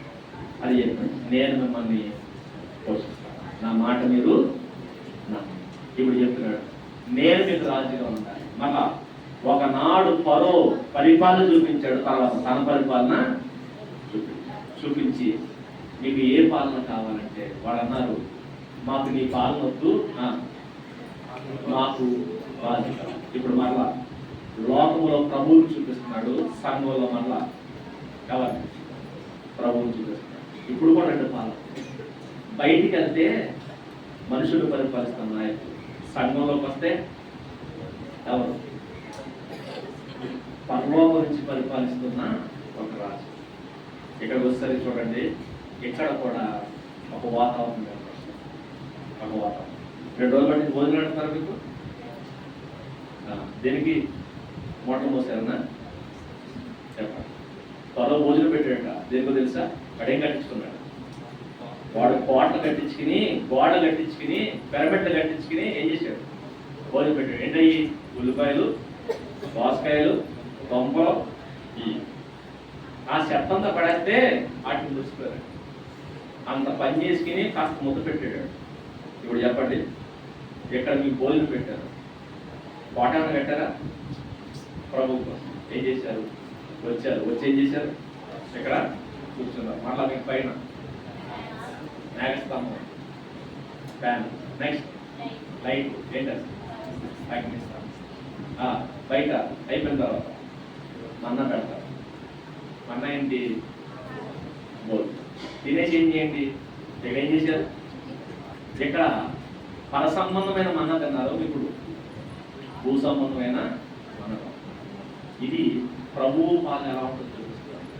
కూర్చోబెట్టి హాయిగా తన మాటల చేత మనల్ని పోషిస్తారు. ఇప్పుడు చెప్పండి, ఈ పాలన కావాలా, ఆ పాలన కావాలా? ఇంకా ఈ పాలన కావాలా, ఆ పాలన? ఈ పాలన కావాలంటే, ఈ పాలన మీకు నచ్చితే మా అందరినీ ఆయన ఉన్న చోటు తీసుకెళ్ళి పాలిస్తాడు. లేదనుకోండి, ఆ పాలన కావాలంటే ఇవాళ నడిపిస్తున్నాడు ఉన్నాడు, ఇక్కడ నడిపిస్తున్నాడు. ఎవరు? బయట నడిపిస్తున్నాడు. బయట పాలిస్తున్న నాయకులు ఉన్నారే, ఆ నాయకులు నడిపిస్తుంది ఎవరు? ఎవరు? మనం చదువుకున్నామే, దోత. ఆ దోత వేడు నడిపిస్తున్నాడు. ఇప్పుడు ఆ దోత చోట ఉన్నాడు, ఎక్కడ? అక్కడ తీసుకెళ్తాడు. చెప్పండి, ఆ పాలన కావాలంటే అక్కడికి వెళ్ళిపోండి, ఈ పాలన కావాలంటే ఈ పాలన నచ్చితే పైకి రండి. ఆ పాలన కావాలంటే ఏళ్ళకంటే మంచోడు, బయట ఉన్నవాడు కంటే మంచోడు. ఎందుకంటే ఈయన ప్రేరేపించేదే వాడు, వీళ్ళ ప్రేరేపించేది వాడు కాబట్టి వీళ్ళకంటే మంచోడు. ఆ మంచోడు అక్కడ ఉంటాడు, ఆ మంచోడు దగ్గరికి బేసిక్గా పెడతాడు. బేసిక్ కాబట్టి ఏ పాలన కావాలో మీరే డిసైడ్ చేసుకోండి. మిడతల దేవా నువ్వు ఒక్కడ చాలంటే రైట్, నేను ఒక్కడనే నేను పాటిస్తాను. లేదు నేను ఇలాగే ఉంటానంటే మనం సరి చేయడానికి ఒకరిన తర్వాత ఒకరు మన మీద రాజుల్ని నియమిస్తూ ఉంటాడు. వాడు మనల్ని భక్షిస్తారు, మన స్వేచ్ఛను హరిస్తారు. కాబట్టి ఎంతకంటే గొప్ప స్వేచ్ఛ పరలోకం ఉంది. ఆ స్వేచ్ఛను మనం ఆస్వాదిద్దాం. దేవుడు మనందరం దీవించుగాక. ప్రార్థిస్తాం. దయగలిగిన దేవా, మీ సహాయం కావాలి తండ్రి. ఈ 2 దినాలు తండ్రి మీ ఆధీనం కూర్చుకున్నాం, మీరు నడిపించారు, మీ పిల్లలను బలపరిచారు తండ్రి. మేము జ్ఞానం కలిగితే ప్రవర్తించగలిగే ధన్యతను దయచేసి మీ తోడును స్వప్రార్థన కలిగి మీ కృపాక్షేమాలను దయచేసి మీ ఆత్మశక్తి చేత నింపండి తండ్రి. మేము కూడా నాటి ఇశ్రాయేలు బుద్ధి లేకుండా దాన్ని ప్రవర్తించుకుంటున్నాం తండ్రి. మాకు ఎవరో పాలన అవసరం మీరు ఉంటే చాలు, మీరు మాతో ఉంటే చాలు. మీరు మాతో ఉన్నంతసేపు మాకు లోటుపాటు లేదు. మమ్మల్ని ఎక్కడా పోషిస్తారు, మేము చనిపోయిన తర్వాత కూడా పోషిస్తాం. మీ రాజ్యం ఉన్నతమే కానీ మీ నీతి ఉన్నతమే, మీ కళ్ళు చూపు చల్లని చూపుతాను కానీ ఎల్లప్పుడు తండ్రి మీ ఆదేశంలో మేము పక్క కలిగే పరిస్థితులు దాన్ని కూడా వచ్చిన బిడ్డలు జ్ఞాపకం చేసుకుంటాం. దీవించండి, ఆదరించండి, ఆశీర్వదించండి. మీ తోడు తోడ్పాటును దయచేయండి. మీ ఆత్మశక్తిని, మీ ఆత్మబలం ప్రతి ఒక్కరికి దయచేయండి. పరిశుద్ధమైన జీవితాలు, పవిత్రమైన జీవితాలు, చక్కటి సహవాసం కలిగిన జీవితాలు ప్రతి ఒక్కరికి దయచేయండి. మీ తోడు చేత, మీ వివేకం చేత మీ పిల్లలను బలపరిచి మీ మేలుతో మీకు నడిపించుకుంటున్నాం తండ్రి. ఈ సంఘమును జ్ఞాపకం చేసుకుంటాం. చిన్న సంఘము దినదినం అభివృద్ధి పరచండి. అనేక మంది సంఘములు వచ్చి ఆత్మీయంగా మేలుకుంటూ బలపడుతూ స్థిరపడుతూ ముందుకు సాగలిగే తండ్రి. ఇంకా తండ్రి ఎవరైతే మారిన వారు ఉన్నారో, మీ పాలన ఎరగని వారు ఉన్నారు, వారందరూ కూడా తండ్రి మీ పాలన తెలుసుకుని మీరే మా రాజు, మీరే మాకు రాజుగా ఉండాలి, మీ ఆధీనం వారికి రాగలిగే ధన్యత ప్రతి ఒక్కరికి ప్రసాదించినందుకు మీ కృప, మీ కనికరం అందరికీ దయచేయండి. అలాగే తమకు నడిపిస్తున్న నాయకులు గారి జ్ఞాపకం చేసుకుంటారు, కవి కుమార్ దానిలు గారిని జ్ఞాపకం చేసుకుంటారు, అది బలపరచండి, మీ కృపను తోడుగా ఉంచారు, జరిగిస్తున్న సేవలను తోడుగా తండ్రి. ఎలాంటి ఆత్మ భారం మీ కుమారుడు కలిగి ఉన్నారో అదే భారం కడవరకు తండ్రి కాపాడగలిగే ఈరోజు ఎలాగైతే నమ్మకంగా మీ అందరూ స్థిరపడి ఉన్నారు, అదే నమ్మకం కడవరకు కాపాడు మీ ముందు నిలబడేంత వరకు తండ్రి శ్రద్ధాభక్తులు కలిగి ముందుకు సాగలిగే దయచేయండి తండ్రి. మేమందరము తండ్రి నమ్మకమైన మీ దాసులు వలె ఒకనాడు మీ పాదాల దగ్గర నిలబడతాడు, మీ చేత బడా నమ్మకమైన మంచి దాసులు అని మీ చేత పిలవబడగలిగే ధన్యత మా అందరికీ ప్రసాదించారు. అక్కడ కష్టపడుతున్న వారు, ప్రయాసపడుతున్న వారు, పరిసర ప్రాంతాల్లో సేవ జరిగిస్తున్న ప్రతి ఒక్క బిడ్డను జ్ఞాపకం చేస్తున్నారు.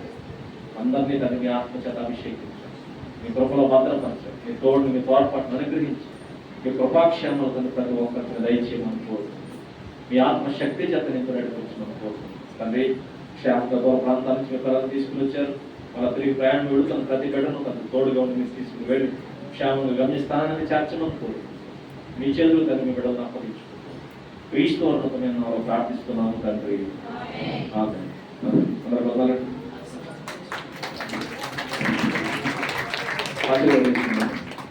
మన తండ్రి దేవుని ప్రేమ కుమారుడు యేసుక్రీస్తు పరిశుద్ధాత్మ కన్యను సహవాసం ఇప్పుడు ఎప్పుడు ఎల్లప్పుడు మన సదాకాలం తోడి నడిపించును గాక.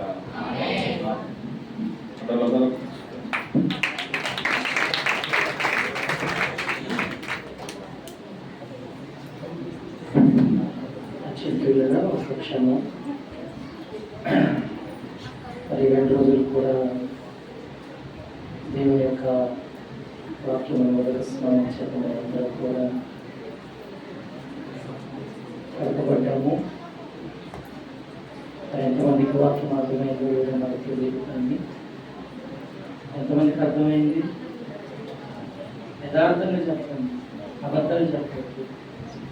యథార్థవంతులు ఆ దేశంలో నివసిస్తారు. నిజంగా అర్థమైందని చెప్పండి, చేయద్దు, తప్పు లేదు. పూర్తిగా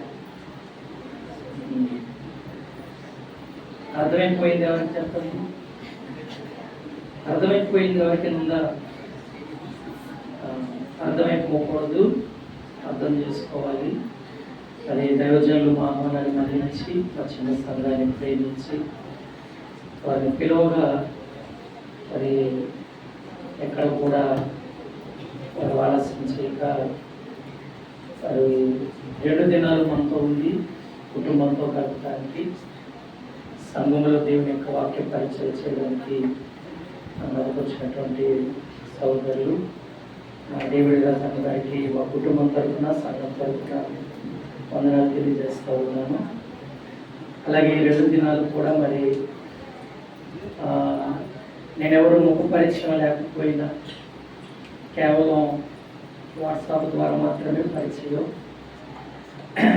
మరి నా ఆహ్వానాన్ని మన్నించి వారి సంఘాలతో ఈ స్థలానికి వచ్చి మనందరితో కలిసి సంతోషించే భాగ్యాన్ని కలగజేశారు. నా తోటి దైవజనులు కూడా నేను వందనాలు తెలియజేస్తూ ఉన్నాను. వారి సంఘాలను బట్టి నేను ఎంతో సంతోషపడుతూ ఉన్నాను. కాబట్టి మరి ఇంత గొప్ప బంధం అనేది, అనుబంధం అనేది ఎక్కడ ఉండదు. అది కేవలం క్రైస్తవ్యంలో మాత్రమే మనకు దొరుకుతుంది.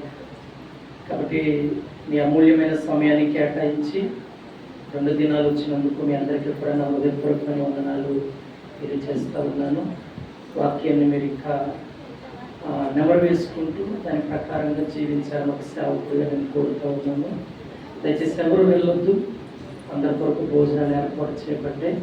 కాబట్టి అందరూ భోజనం చేసి వెళ్ళాలని, మా సంఘం కొరకు కుటుంబం కొరకు ప్రార్థించాలని ప్రభు పేరిట మనసారా కోరుతూ ఉన్నాను.